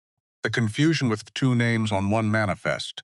It matches exactly what I suspected when that first notice came through so thin on details. Ezra sat down hard on the porch step, not because he chose to, but because his legs had made the decision for him. Why hasn't the inquiry come back? Then, he said, half to Amos, half to no one at all, half to the mountain itself, which had a long, long history of not answering him when he asked it things. If it's true, if she's alive, why hasn't word reached us direct? Mails slow this deep into the season, Amos said. and a stage company dealing with an accident, a fatality, injured passengers, a burned manifest that's not an office moving with any particular urgency to satisfy one man's private inquiry, however much that man might wish otherwise. Then I'll wait. You'll wait, Amos agreed. Carefully, because a rumor, secondhand, from a freight driver, isn't the same as a confirmed letter, Ezra, and I won't have you building your whole heart back up on something that might yet turn out to be a different mistake layered on top of the first one. Ezra understood the caution. He understood it and could not, despite understanding it, make himself feel anything less, make himself feel wild, dangerous, unbearable hope that had just taken root somewhere underneath his ribs, and did not appear inclined to leave quietly. What none of them knew, what Ezra would not learn for some time yet, and what would, when he finally did learn it, reorder his understanding of the entire autumn, was that Mattie had, in effect, written him a letter of her own from that very relay station. She had written it the same evening the doctor finished dressing the burn, on her forearm, by lamplight, in a hand less steady than usual, on account of the shock still working its way out of her system, but a hand determined nonetheless to get the words down before another day passed. "I am alive," she had written. "There has been a terrible mistake, and I fear it may have reached you before this letter does. And I cannot bear the thought of you carrying news that isn't true for one moment longer than necessary. My sister-in-law, Grace, was traveling with me as far as the relay station, and it was her the accident took, not me, and I am so very sorry for the confusion this will cause, and sorrier still, if it has caused you even an hour's grief that was never rightly yours to carry. I am delayed, I am hurt but not badly, a burn on my arm, nothing that won't heal, and I will be some days behind the schedule we agreed on. But I am coming, Ezra Coleman. I am coming as soon as the next coach through will carry me, and I intend to arrive on your mountain in person and prove to you with my own two hands that the notice you received was wrong." She had given the letter to the relay station's mail rider the next morning, along with the proper coin for its carriage, and watched him ride off with it tucked into his saddlebag, among a dozen other pieces of correspondence bound for a dozen other destinations across the territory. The letter should have reached Ezra within the week. It did not. Sauce Crane, as it happened, had passed through that same relay station 4 days later, on business entirely unrelated to Ezra Coleman, or any letter concerning him, a routine errand for Stagg, collecting a shipment of goods that had come upriver and needed transporting the rest of the way by wagon. He had not gone looking for the letter. That much, at least, would later prove true, when the whole matter finally came untangled. He had not set out that morning with any plan more sinister than loading crates. But Crane was a man who noticed things, the way certain men are built to notice things, and while he waited at the relay station for his shipment to be sorted, he had overheard the station keeper mention, to no one in particular, the strange business of the two Doyle women on the manifest, and the letter the surviving one had sent up the mountain to a rancher near Cutter's Ridge. Crane had said nothing at the time. He had loaded his crates. He had ridden on. But the information had sat in him, the way useful information always sat in a man like Crane, turning over, considering its angles, weighing what it might be worth to a man like Reuben Stagg, who had built an entire method of doing business around understanding exactly which pieces of information a person most needed to not receive, and exactly how much that withholding might be worth to the man doing the withholding. He had gone to Stagg with it that same week. What passed between them in that conversation, Ezra would not learn until much later would not learn. In fact, until standing in a very different place entirely, hearing a very different kind of confession than the ones he'd grown used to reading in careful handwriting by lamplight. For now all Ezra knew was this: a rumor had reached him, secondhand, carried by a freight driver who admitted himself he couldn't swear to particulars, and a letter that should have confirmed everything, should have ended the waiting outright, should have arrived within the week, and put every last doubt to rest, simply never came. The days that followed were, in their own way, harder than the 11 days of grief that had preceded them. Grief, at least, Ezra understood. Grief had rules he'd learned once, already, and could apply again, without needing to relearn them from scratch. This suspended, unbearable, not knowing, hope and dread, taking turns occupying the same square foot of space inside his chest. This was a country he had no map for. He rode down to the trading post nearly every day that second week, and every day Amos shook his head before Ezra had even finished dismounting, and every day Ezra rode back up the mountain a little more hollowed out than the day before. The way a man gets worn down not by one hard blow, but by the same small blow, landing over and over in exactly the same place. Nothing today, Ezra. You're certain. I'm certain. I'd tell you the moment anything came through, you know that. I know it. Ezra would look off toward the eastern road, the one that led, eventually, toward the relay station, toward Widow's Notch, toward whatever truth was sitting out there, refusing to travel any faster than the season allowed. Doesn't make the waiting any easier, knowing it. Reuben Stagg, watching all of this unfold from his window above the mercantile, found himself unexpectedly pleased with how neatly circumstances had arranged themselves in his favor, without his even needing to lift much of a finger beyond the one conversation with Crane. A man caught between hope and grief, he understood, was a man even more unsteady than a man caught purely in grief alone. Grief eventually settles. Grief has a bottom a man can eventually stand on, however painfully. But hope with no resolution. Hope stretched thin over weeks of silence. That was a rack a man could be left on indefinitely. And a man on the rack, Stagg had learned over many years of careful business dealing, would eventually agree to almost anything that promised to end the stretching. He did not send Crane back up the mountain immediately. That would have been clumsy, and Reuben Stagg did not believe in being clumsy when patience cost him nothing. He waited instead. He watched Ezra Coleman ride down to the trading post day after day, watched the man's shoulders get a little more bowed each time he rode back up empty-handed, and he told himself, with the particular satisfaction of a man who believes circumstance is simply confirming what he already knew about how the world worked, that the water rights would be his before the first real snow of the season. He had no way of knowing, could not from his window above the mercantile have possibly known, that the very letter his own hired man had helped bury was, at that very moment, sitting in a mail satchel that had been misrouted 3 separate times, through a combination of Crane's quiet interference and the ordinary chaos of frontier mail service, working its way, slowly, crookedly, toward a resolution that would eventually cost him everything he thought he'd already secured. On the 17th day of waiting, Ezra rode down the mountain and found Amos standing outside the trading post before he'd even finished to tie off his horse, which had never once happened in 17 days of this particular ritual, and something in the posture of it, Amos standing there waiting for him, instead of behind the counter, made Ezra's whole chest go tight before a single word had been exchanged. Amos. Got something. Amos held up a folded paper, and his face was doing something complicated, something that looked like relief fighting its way up through several layers of caution. Not the confirmation I sent for direct. That's still somewhere between here and the company's eastern office, far as I can tell, still tangled up in whatever's been holding the mail up this season. But this, he handed the paper over. This came through the general relay wire this morning. A different notice, correction to the earlier one. Ezra's hands were not entirely steady taking it.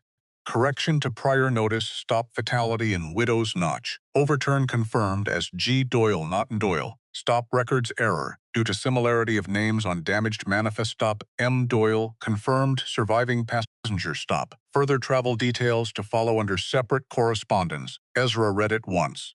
He read it again, slower. The way a man reads something he has wanted so badly to be true that he no longer entirely trusts his own eyes to be reading it accurately.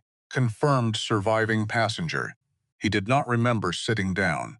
He found himself, afterward, sitting on the trading post's front step with the paper still gripped in both hands, and Amos crouched beside him, and the sky overhead, doing the ordinary indifferent it always did, moving clouds across a mountain that had, this time, at the very last possible moment, chosen not to take the thing it had seemed so determined to take. "She's alive," Ezra said.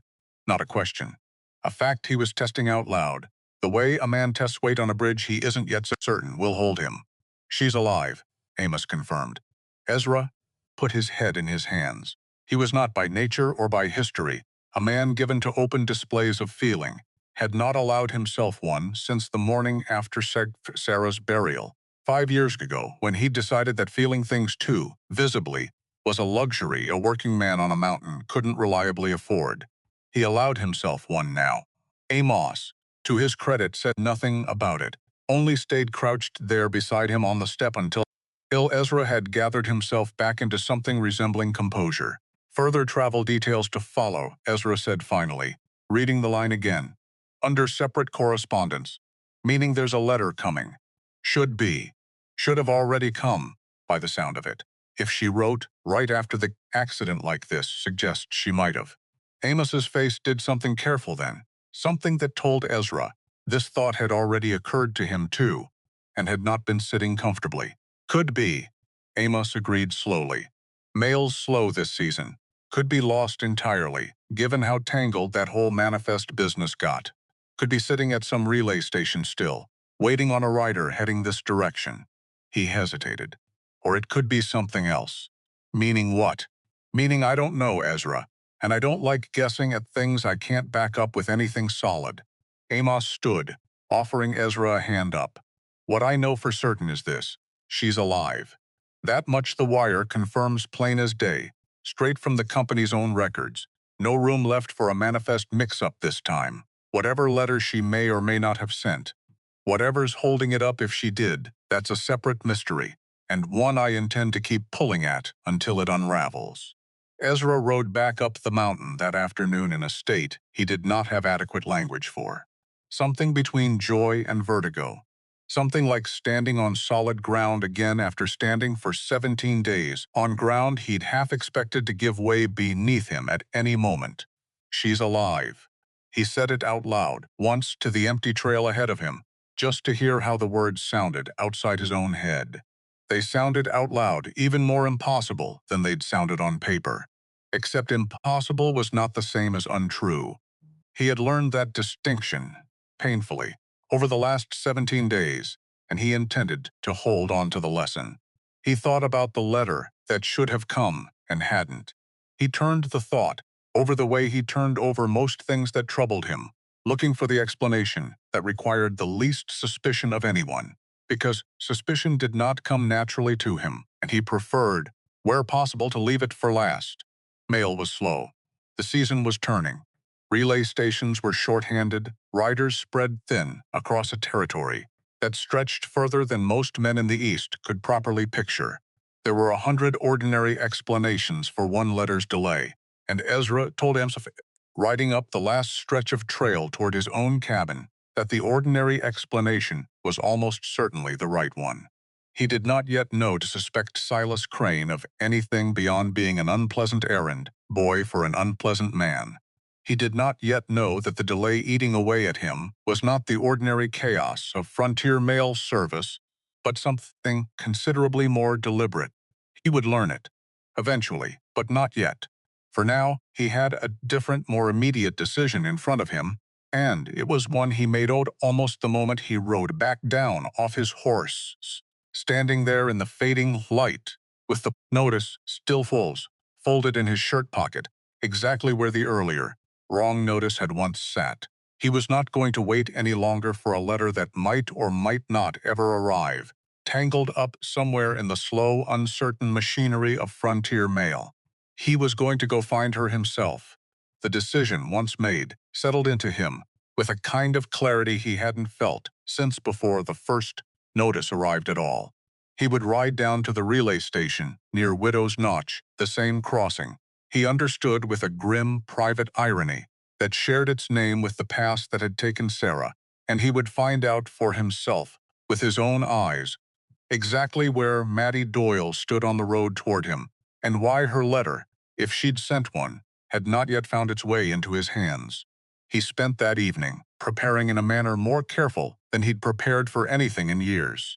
He packed light because the trail east toward the relay stations ran through country that could turn hard fast this late in the season, and a man traveling heavy in bad weather was a man traveling foolish. He thought, packing about the pass, about Widow's Notch, specifically the crossing that carried its own particular weight for him, even beyond the new one Maddie's accident had layered onto it.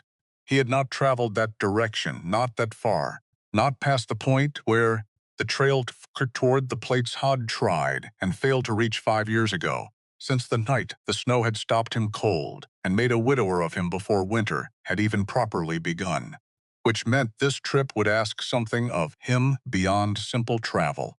It would ask him to ride, deliberately this time, toward the exact geography of his worst memory, in pursuit of the exact opposite outcome. He sat with that thought a long while, in the lamplight, in a cabin that had held its breath through 17 days of uncertainty, and now seemed, faintly, cautiously, to be exhaling. Until finally, near midnight, he banked the fire, checked the latch on the door out of pure habit rather than any real concern, and lay down to sleep, genuinely sleep, for the first time in over 2 weeks, with a single thought turning over gently in his mind, instead of tearing at it the way every thought had torn at him since the first telegraph notice arrived. Tomorrow, he thought, I go find her, and whatever the mountain, or Reuben stag, or the slow, uncertain machinery of frontier mail still had left to throw in his path between here and there, he intended this time to meet it moving forward instead of standing still. Where the Snow Remembers, Part 3, What the Mountain Gives Back. The relay station at Widow's Notch Crossing sat low against the hillside, a squat log building with smoke rising thin and steady from its chimney, and Ezra Coleman saw it from half a mile off and felt his whole chest tighten around a single unbearable thought. She might not be there. She might have already gone on ahead by the next coach through, might be a day further down some other road entirely, and he would have ridden this whole hard distance through country that had cost him more than distance to cross, for nothing but an empty yard and a station keeper's shrug. He pushed the thought down. He had learned, over the last several weeks, that thoughts like that did nothing but eat a man alive from the inside if he let them sit too long unattended. So he rode on, because riding on was the only thing left to do with a fear that size. He saw her before she saw him. She was standing near the station's water trough, sleeves pushed back, a bandage wrapped clean and careful around her left forearm, helping the station keeper's wife haul a bucket that looked, from this distance, considerably heavier than the woman lifting it seemed to notice. She moved with an easy, practical strength that made the work look less like labor and more like something she'd simply decided needed doing and had gotten on with doing it. Ezra reined his horse in at the edge of the yard and simply looked at her for a long moment, because some part of him needed to confirm, with his own eyes, before his own legs would agree to carry him any closer, that this was real, that the wire notice, the freight driver's second-hand story, the correction that had come through the relay line, that all of it had finally, mercifully resolved into an actual woman, standing in an actual yard, alive, whole, entirely unaware yet that he had arrived. She set the bucket down. She straightened. And something in the angle of her shoulders, the particular set of her attention, made her turn as though she'd felt the weight of being looked at before she'd consciously registered the sound of a horse. She saw him. For one suspended second, neither of them moved. Then she said his name. Not loud, just his name, carried across the yard on a voice that cracked slightly in the middle of it, the voice of a woman who has spent weeks composing, in her head, exactly what she would say in this moment, and has just discovered that none of it survives contact with the moment itself. Ezra. He tried to answer. His mouth opened. Nothing came, because his legs had carried him through 5 years of winters, through burying a wife with his own two-hand mountain that had tried more than once to prove itself stronger than him. His legs simply stopped agreeing to hold him up. He went down to his knees in the dirt of the station yard, not from injury, not from weakness exactly, though it felt, in the moment, indistinguishable from both. It was the specific collapse of a man whose body has finally been asked to carry something too large for the ordinary channels, and has decided, without consulting him, that kneeling is the only honest response left available. Maddie crossed the yard in what felt to Ezra like no time at all, and an eternity both. She knelt down in front of him, in the dirt, in her travel-worn dress, and put both hands on either side of his face, and looked at him with an expression he would spend, years afterward, trying and failing to fully describe something that had moved past joy, past relief, into some third country. Neither of them had a proper name for yet. "You're really here," he managed finally. "I'm really here." Her voice was steady now, steadier than his. "I told you I was coming. Said it plain in a letter I sent from this very station, matter of fact." A small, careful frown crossed her face. "Which you clearly never got." "No." His voice came out rough. "Notice reached me first. Said you died on this crossing." "I know." Her hands tightened slightly against his face. "Amos wired the correction through it, didn't he? I asked the station keeper to send word the moment I understood what must have happened." Grace, her voice caught on the name. "My sister-in-law. She was on the fourth car back, near where the lamp fell. I was 3 cars behind her. We were traveling together, as far as this crossing, and then she was going on to visit her people further south, and I was continuing west toward you.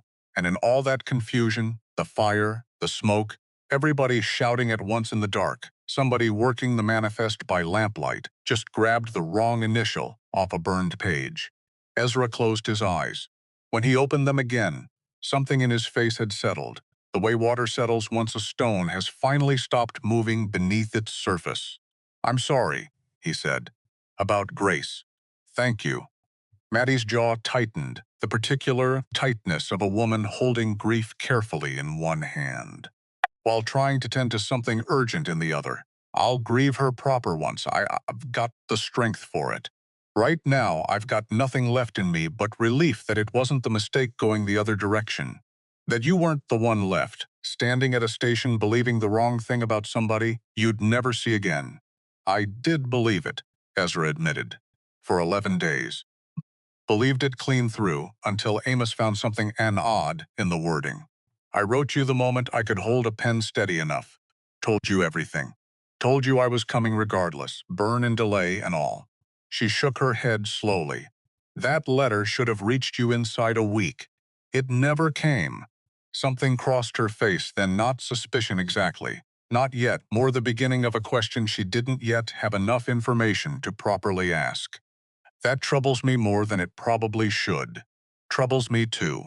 Ezra found the strength, finally, to get back up onto his feet, and he offered her his hand, and she took it, and they stood there in the station yard together, while the station keeper's wife watched from a respectful distance with the particular satisfaction of a woman who has just witnessed something worth telling for years afterward.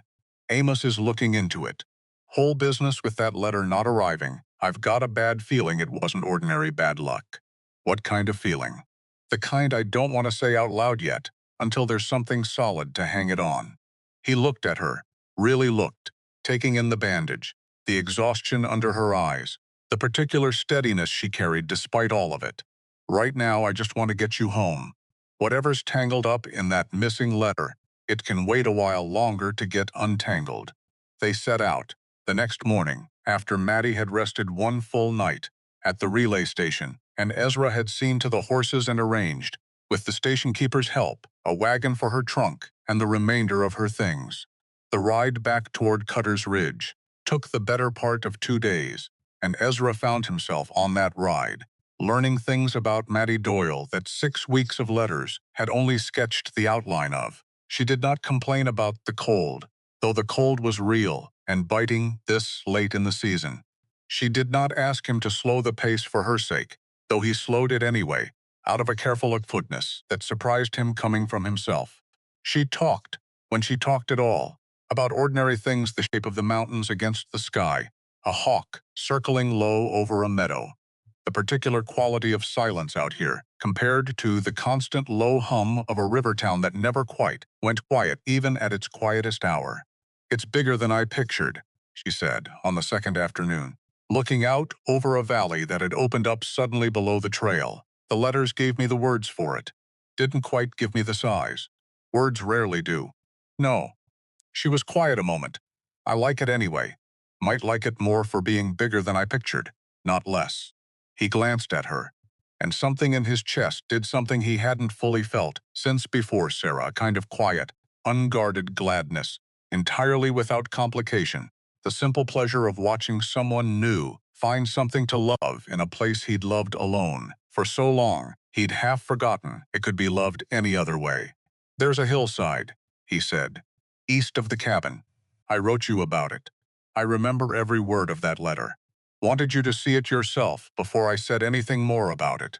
She smiled at that, a real smile, tired but genuine, the first one he'd seen cross her whole since the station yard. "Then let's go see it, Ezra Coleman. I've come an awfully long way and survived an awfully strange accident to keep standing here talking about a view instead of looking at it." They rode the last stretch together in near silence, until the trail crested a rise and the hillside opened up below them, exactly the way Ezra had described it. In a letter he'd nearly not sent, gold light pouring down through the aspens, the whole slope moving gently in the wind, like something breathing. Maddie stopped her horse without being asked to. She sat there a long moment, just looking, and Ezra watched her look, which turned out to be its own kind of pleasure he hadn't anticipated, not showing her the view, watching her receive it. "You didn't exaggerate," she said finally quietly, as though speaking too loudly might disturb the light itself. "Wouldn't know how, even if I'd wanted to." She dismounted. She walked a few steps into the grass, letting her hand trail along the tops of it the way a person touches something they've been told about for so long they need to confirm with their own skin that it's real. "I pictured this 100 times reading your letter. Never once pictured it right. No letter could get it right. No." She turned back to him, and something in her face had gone soften in a way he hadn't yet seen from her, not the careful, capable composure she carried through most things, but something unguarded underneath it.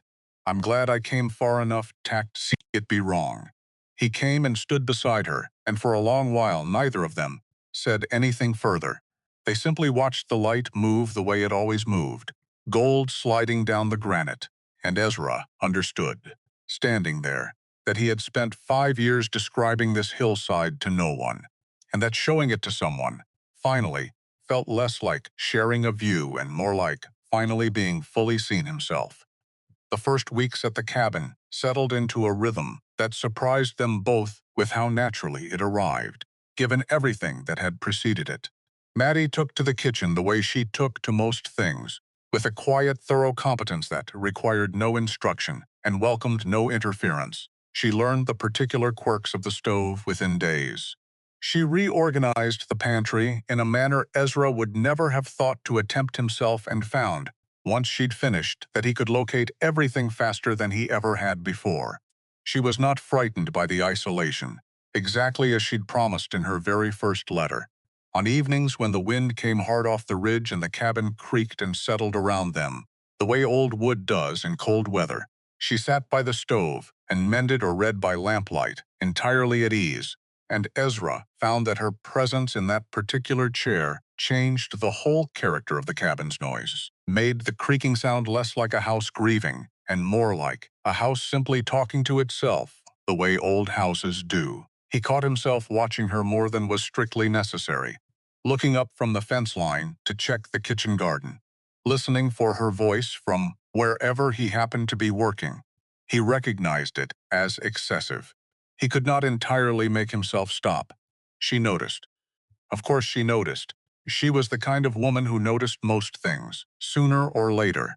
But she said nothing about it directly, and her not saying anything felt to Ezra like its particular form of patience, the kind that lets a wound close in its own time, instead of picking at the edges of it. The night she caught him checking on her was a cold one, deep into the second week, and Ezra woke at 2 in the morning out of a habit the false notice had installed in him, and had not yet fully released its grip, a habit of waking, suddenly, heart-pounding, needing to verify, with the specific embarrassment of a man doing something he knows isn't entirely rational, that the house still held what he believed it held. He found her in the kitchen, unable to sleep herself, a lamp turned low, a cup of something warming on the stove. They looked at each other across the small room for a long moment, neither one saying anything.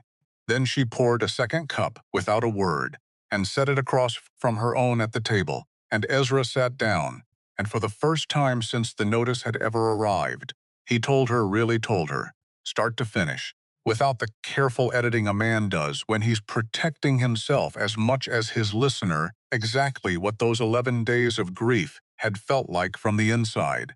She listened the way she did most things, completely, without flinching from any part of it. I'm sorry, she said when he finished, for all of it. The 11 days that never should have happened at all. Wasn't your doing. I know that. Doesn't stop me being sorry it happened to you regardless. She reached across the table and put her hand over his, plain and steady, without any performance to it. For what it's worth, I spent those same days terrified you'd think I simply hadn't written. Terrified you'd believe I'd changed my mind somewhere on the road and hadn't the decency to say so plain. That fear kept me up nearly as many nights as the accident itself did. Never once thought that. Good, she said. And I'd have hated for you to carry a lie about me on top of everything else that mountains already made you carry.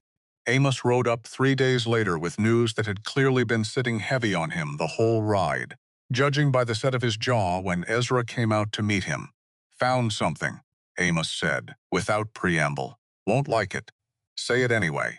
Amos glanced at Maddie, who had come to stand in the cabin doorway, and something in his expression suggested he'd rather have delivered this news to Ezra alone. But he'd also, evidently, decided against the idea of protecting anyone from information they had every right to hear. Talked to the mail rider who runs the Eastern Circuit through Widow's Notch Crossing, fellow named Yates. He confirmed he collected a letter from the relay station addressed to you, Ezra. Same week Maddie sent it. No question about the timing. And he says he handed his whole satchel over at the next stage stop to a man doing collection work that week for the freight office on account of Yates himself coming down sick, couldn't finish his usual run. Amos's jaw tightened further. Man doing the collecting that week was Silas Crane. The name landed in the yard like a stone, dropped into still water. Crane had reason to be there? Ezra asked, though something in his gut already suspected the answer wasn't going to be a comfortable one. Officially, yes. Stagg's got business interests tangled up with that freight line. Always has. Crane filling in for a sick rider isn't, on its own, proof of anything. Amos held up a hand before Ezra could respond. But I didn't stop at officially. I asked around some more. Turns out Crane never delivered that satchel to the next relay point on schedule. Showed up a full day late, no explanation offered. And when he did show, the mail count came up 1 letter short of what Yates's own records said he'd handed over. Ezra felt something cold settle in his chest, colder than anything the mountain air had managed all season. He kept it, he said quietly. I can't prove that outright. Not yet. Amos's voice had gone careful, the voice of a man determined not to accuse further than his evidence would properly hold. What I can prove is a letter went missing on Crane's watch. During the exact week, Stagg had every reason in the world to want you kept in the dark a while longer about whether Maddie was alive or dead. I don't believe in coincidences that convenient, Ezra. Not when they line up with a man's motive this cleanly, neither do I. There's a town meeting. Thursday next, Amos said. Called to discuss the shared spring rights before winter properly sets in half the valley's water troubles trace back one way or another to that argument you and Stagg have been having for 4 years running, and the town wants it settled before the passes seal up for the season. He met Ezra's eyes squarely. Stagg'll be there. Crane, too, like as not, standing at his shoulder same as always. If you want this brought out into the open, where the whole town can see it plain, that'd be the place to do it. Maddie, still standing in the doorway, spoke for the first time. Bring it out, she said. Her voice was quiet, but there was iron underneath the quiet. I did nothing wrong riding out here to build a life. I'll not have a man's greed dressed up as an accident stand unanswered. Not when it cost Ezra 11 days of grief he never should have carried. Amos looked at her with something like new respect crossing his weathered face. "Thursday, then," he said. The meeting house was full by the time Ezra and Mattie arrived, full in the particular way a small town's meeting house gets full when word has traveled ahead that something more interesting than water rights might be on the agenda. Reuben Stagg sat near the front, composed as ever, his wife Louisa beside him in a dress considerably finer than the occasion required. Crane stood near the back wall, arms crossed, wearing the careful blankness of a man who has learned to keep his face unreadable when he suspects he might need that skill before the evening's through. The water business was addressed first dry, procedural, the kind of talk that made half the room shift restlessly in their seats. Stagg argued, as he always argued, for expanded rights to Ezra's spring, framing it now as a matter of the whole valley's welfare rather than his own private interest. A rhetorical sleight of hand, Ezra had watched him perform before and had never once found convincing. It was in the lull after that discussion, while people were rising to stretch, to murmur among themselves, to reach for the coffee laid out at the back table, that Louisa Stagg's voice cut across the room, pitched just loud enough to be heard by everyone she intended to hear it, and dressed up thin as pleasant conversation. "So this is the bride, then." Louisa's eyes moved over Mattie, with the particular assessment of woman. A woman who has decided cruelty disguised as observation is somehow more acceptable than cruelty spoken plain. My Reuben did tell me Mr. Coleman's notice was unusual in its requirements. I confess I hadn't quite pictured just how thoroughly he'd gotten what he asked for. A ripple moved through the room, some uncomfortable, some shamefully amused. Mattie's spine straightened. She did not look away. She had absorbed 16 years of comments exactly like this one, in exactly this tone, and had built over those years a composure that did not crack easily. But Ezra was already on his feet before she'd finished absorbing the blow, and something in his voice, when it came, carried across that room, with a weight that silenced every murmur in it instantly. "You'll finish that thought carefully, Mrs. Stagg." His voice was low, controlled, and entirely unmistakable in its intent, because the next word out of your mouth is going to tell this whole room exactly what kind of woman you are. And I'd think twice before letting that particular truth out where everyone here can hear it plain. Louisa's mouth opened, then closed, caught off guard by a directness she clearly hadn't anticipated. "I only meant, I know exactly what you meant." Ezra's eyes swept the room, and something in them had gone hard in a way few in that meeting house had ever seen from him. This woman rode 400 miles on nothing but 6 letters and her own good judgment. She survived a fire that took her sister-in-law's life and stopped in the middle of that fire to help another passenger get clear before she looked to her own safety. She's cooked for other people 16 years running, worked harder hours than most men in this room would care to attempt, and never once asked anybody's permission to take up the pace she takes up in the world. His voice did not rise. It did not need to. "I asked for a strong woman because I know exactly what this life requires, and I'll tell you all plain I have never once, in the weeks since she arrived, regretted a single word of what I wrote in that notice. Not one." The room had gone entirely silent. "What I do regret," Ezra continued, and now his eyes found Stagg directly, "is 11 days I spent believing she was dead when she wasn't. 11 days I spent grieving something that never should have needed grieving at all. 'Cause a letter that should have reached me inside a week never arrived, and I've since learned exactly whose hands that letter passed through last, before it disappeared entirely." Stagg's composure, for the first time in Ezra's 4 years of knowing him, showed a genuine crack. "I don't know what you're implying, Coleman. I'm not implying anything." Ezra's voice stayed level, deliberate. "Amos here spoke to the mail rider who carried that letter out of Widow's Notch Crossing, confirmed plain and clear that he handed his satchel over to Silas Crane when he took sick that week. Confirmed Crane showed up a full day late to the next relay point, with the mail count 1 letter short of what should have been in that bag." Every eye in the room swung toward Crane, who had gone very still against the back wall, the careful blankness on his face beginning, visibly, to fracture. "That's not proof of anything," Stagg said, though his voice had lost some of its usual certainty. Maybe not on its own. Amos stood now, from where he'd been seated near the front, and reached into his coat. Except I paid Crane's lodgings a visit yesterday afternoon, with the landlady's blessing, on account of a debt Crane's owed her 3 weeks running, and she was glad enough to let me look through his things while I settled up on his behalf. He held up a folded, travel-worn envelope, its seal long since broken. Found this tucked in the lining of an old coat he'd left hanging in the closet there. Never delivered. Never destroyed either. Far as I can tell, just kept.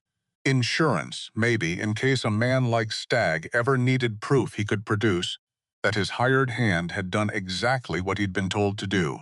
He crossed the room and handed the letter to Ezra directly.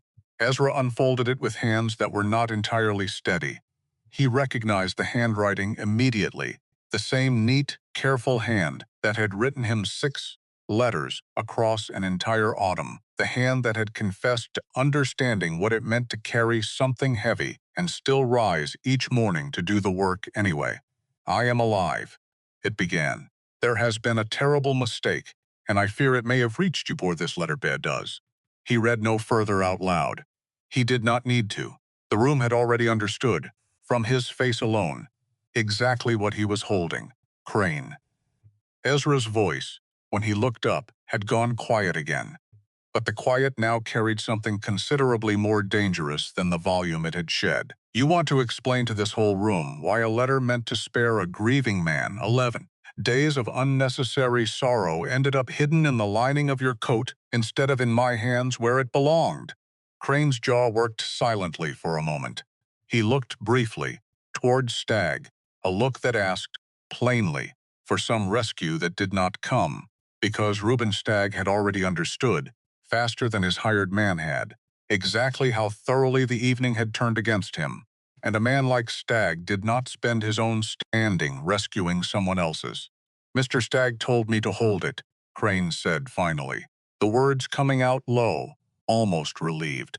The particular relief of a guilty man, finally allowed to set a weight down he'd been carrying alone for weeks. Said a man with fresh grief and no reason left to fight. Was a man more likely to delay? Said the letter could wait till after the water deal was settled, one way or the other.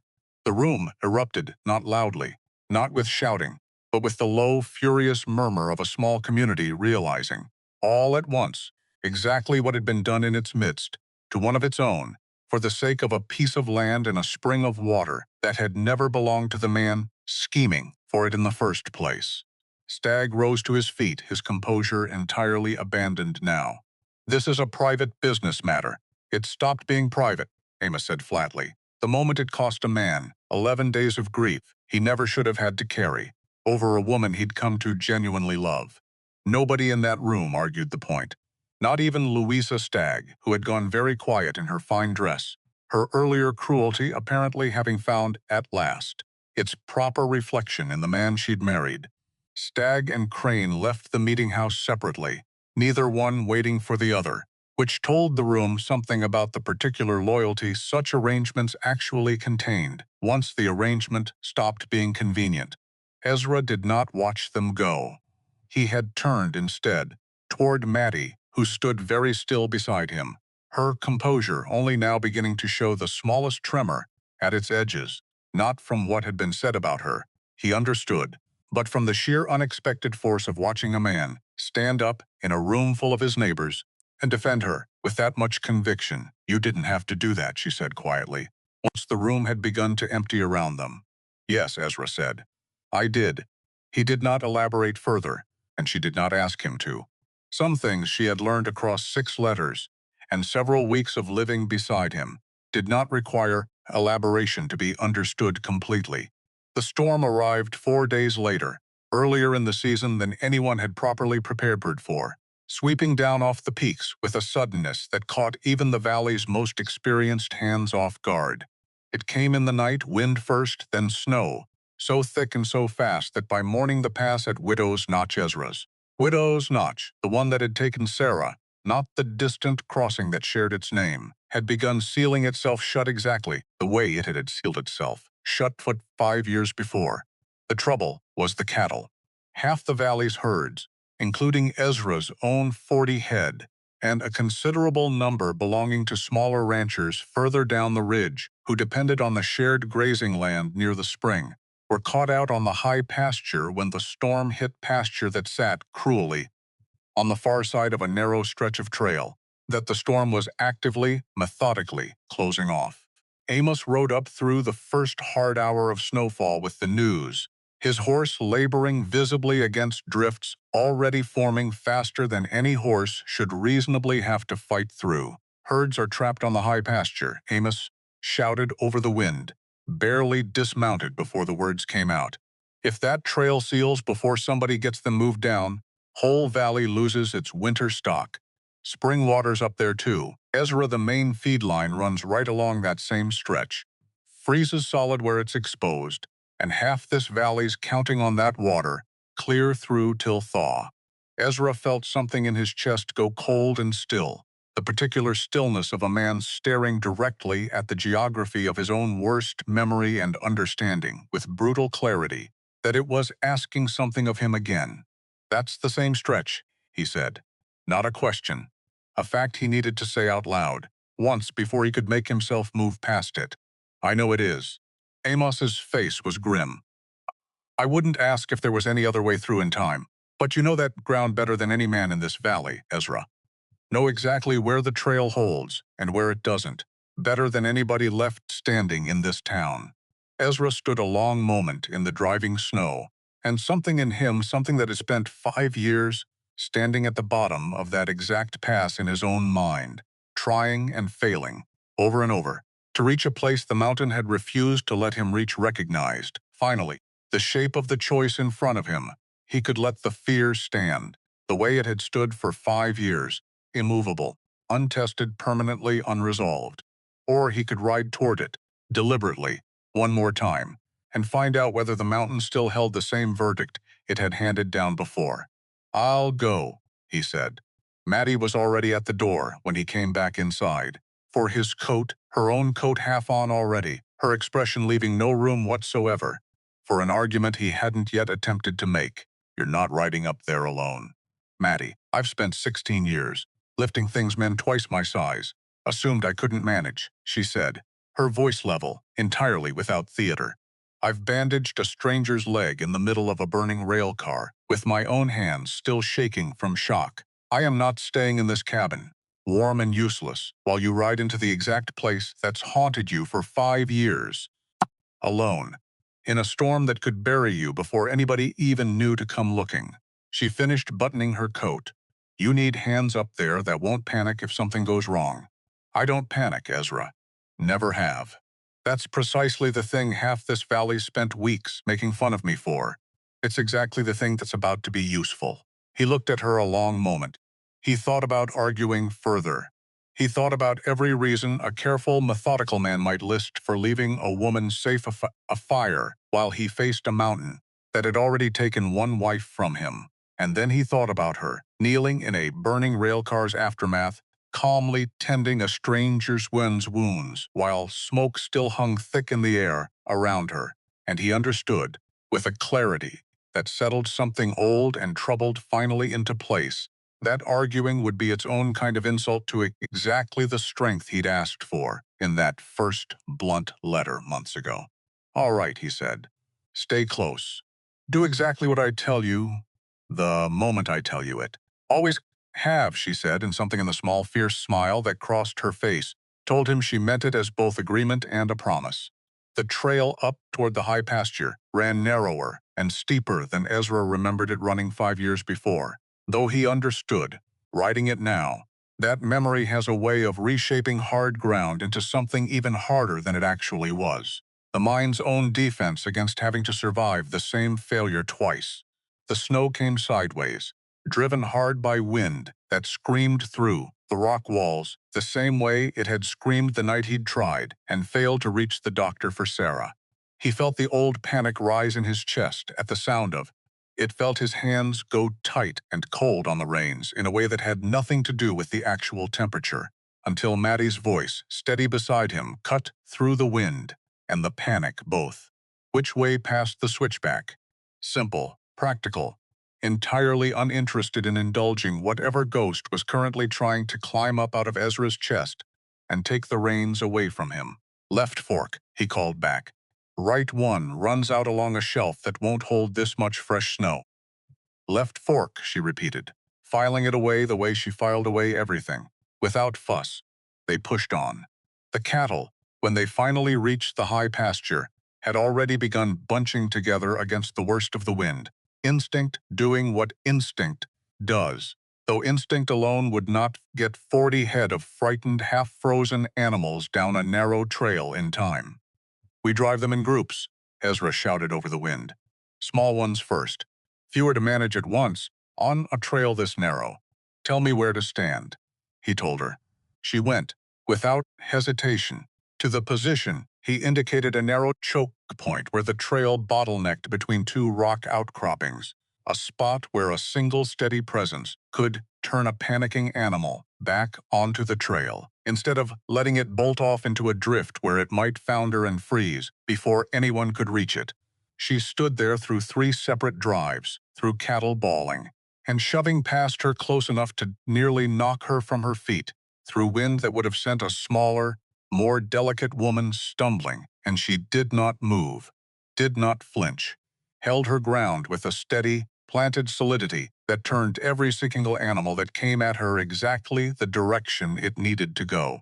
It was on the 4th drive, with most of the herd already moving safely down toward the lower pasture, that Ezra's own horse lost its footing on a patch of ice hidden beneath fresh snow and went down hard, and Ezra went down with it, into a drift, deep enough to swallow him nearly to the chest, his leg pinned awkwardly beneath the struggling animal.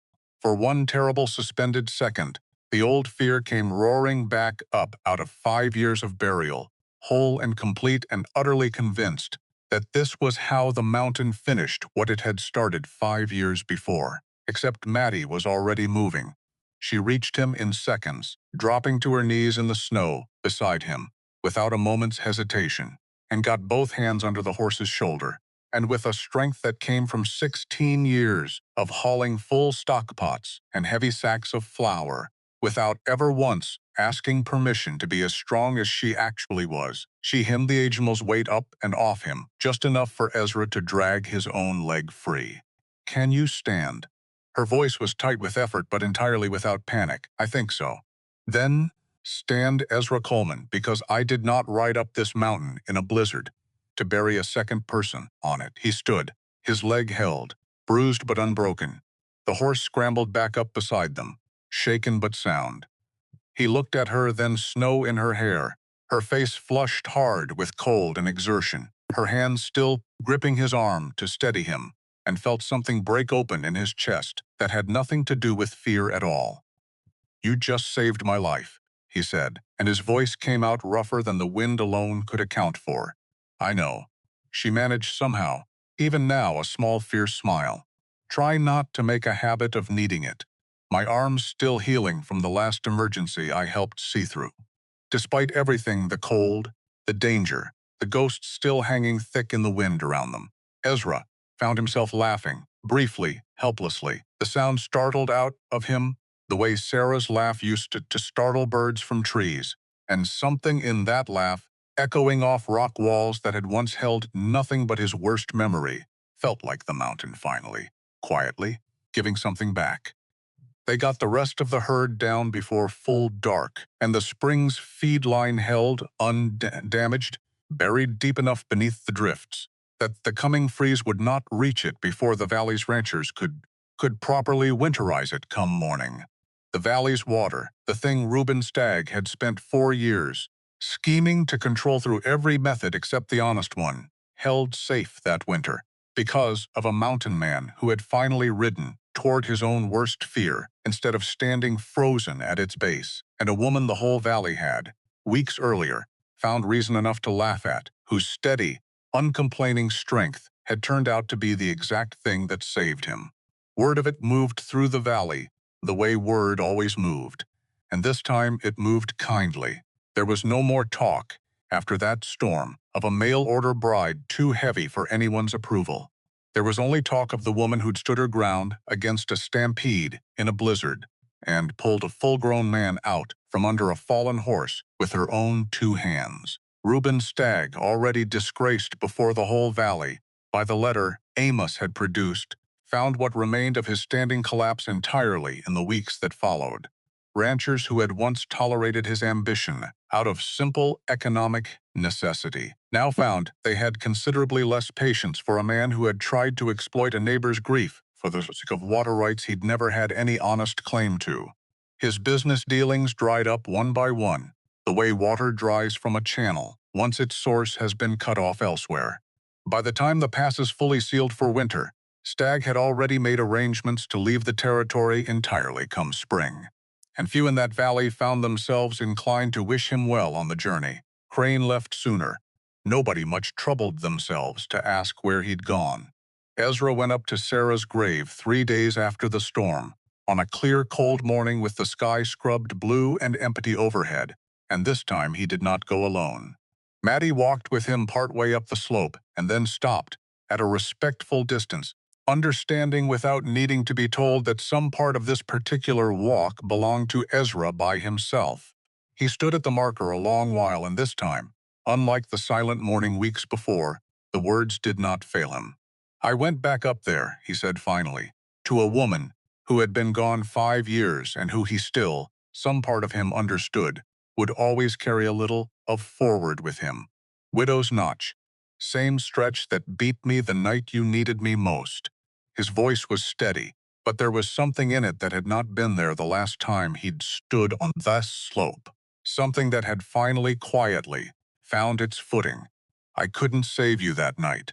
I know that now the way I've always known it, and I expect I'll go on carrying that particular grief the rest of my days, because some things don't fully heal. They only learn to sit a little lighter." He looked out over the valley, at the pass in the far distance, white now with the season's first real snow, indifferent as ever to everything it had taken and everything it had, this time chosen to let stand. "But I went back," he said, "faced the same ground that beat me, and this time it didn't win. Saved a whole valley's herd, and the water this town's been fighting over for years," and his voice caught, just slightly. "And I think you'd have liked her, Sarah. Think you'd have liked her a great deal, actually. She's not delicate. Never once needed to be. She's exactly strong enough for this life, in a way I don't believe I properly understood I was even asking for, that first time I sat down to write that foolish letter." He was quiet a moment longer. "I'm not asking your permission," he said. "Wouldn't be right, asking a dead woman's blessing on a living one. I'm only telling you, because I think you'd want to know, that the man you married 5 years back finally figured out how to keep living instead of just enduring it. Took him longer than it should have, but he got there. He stayed a while longer in the cold, clear light. Then he turned and walked back down the slope, and Mattie fell into step beside him without a word, and together they walked back toward the cabin that had, over the course of one difficult autumn, finally stopped being a house holding its breath and become, instead, simply a home. The storm had taken a section of the barn roof shingles. Ezra had replaced not 2 months before, torn loose again by wind that had shown, that week, exactly how little it cared about a man's careful repairs. They fixed it together the following morning, in clear, cold air. Ezra up on the ladder, and Mattie below handing up shingles and nails with the same brisk, uncomplaining competence what she brought to everything, occasionally calling up corrections to his angle that turned out, more often than he'd have liked to admit, to be exactly right. "Higher on the left," she called. "You'll get water pooling under that seam otherwise. You've done roofing work too, have you? I've watched enough men do things wrong to know what right looks like." She handed up another shingle. "Comes from 16 years of running a kitchen. Nobody thought a woman my size could properly run. You learn to notice things. Learn where the weak points sit. In a roof. Same as in a man's excuses." He laughed at that genuinely easily, the sound coming more naturally now than it had in longer than he could accurately measure her. He set the last shingle. He climbed back down. He stood beside her in the yard, looking up at a roof that had been broken, and was now, patiently, methodically, whole again. Not the same roof it had been before the storm, not exactly, but sound and solid, and built to hold through whatever the coming winter still intended to throw at it. Feels like most things around here, Maddie said, following his gaze upward. Get broken. Get rebuilt. Come out sturdier for having been tested, if you're patient enough about the rebuilding. Ezra looked at her, at the woman who had ridden 400 miles on nothing but 6 honest letters, who had survived a fire and a blizzard and an entire valley's cruel underestimation, and had met every single one of those trials with the same steady, unshakable strength he had asked for, blindly, in a letter he'd nearly burned twice before he found the courage to send it. Sturgier, he agreed. That's the word for it exactly. He put his arm around her shoulders, and she leaned into it without hesitation. And together they stood a while longer in the cold, clean light, looking up at a roof mended, a valley settled, a mountain that had finally, after 5 long years, given something back instead of only taking. Behind them, smoke rose steady from the cabin's chimney, and inside, the fire Maddie had banked that morning still burned warm and even, exactly the way she built every fire, with patience, with care, and with no doubt whatsoever about her own capable hands. It was, Ezra thought, watching that smoke climb into a sky, scrubbed clean by the storm's passing, exactly the kind of home he had once, in his loneliest hour, almost stopped believing he had any right left to hope for. He had been wrong to almost stop believing it. He intended, from this morning forward, never to make that particular mistake again.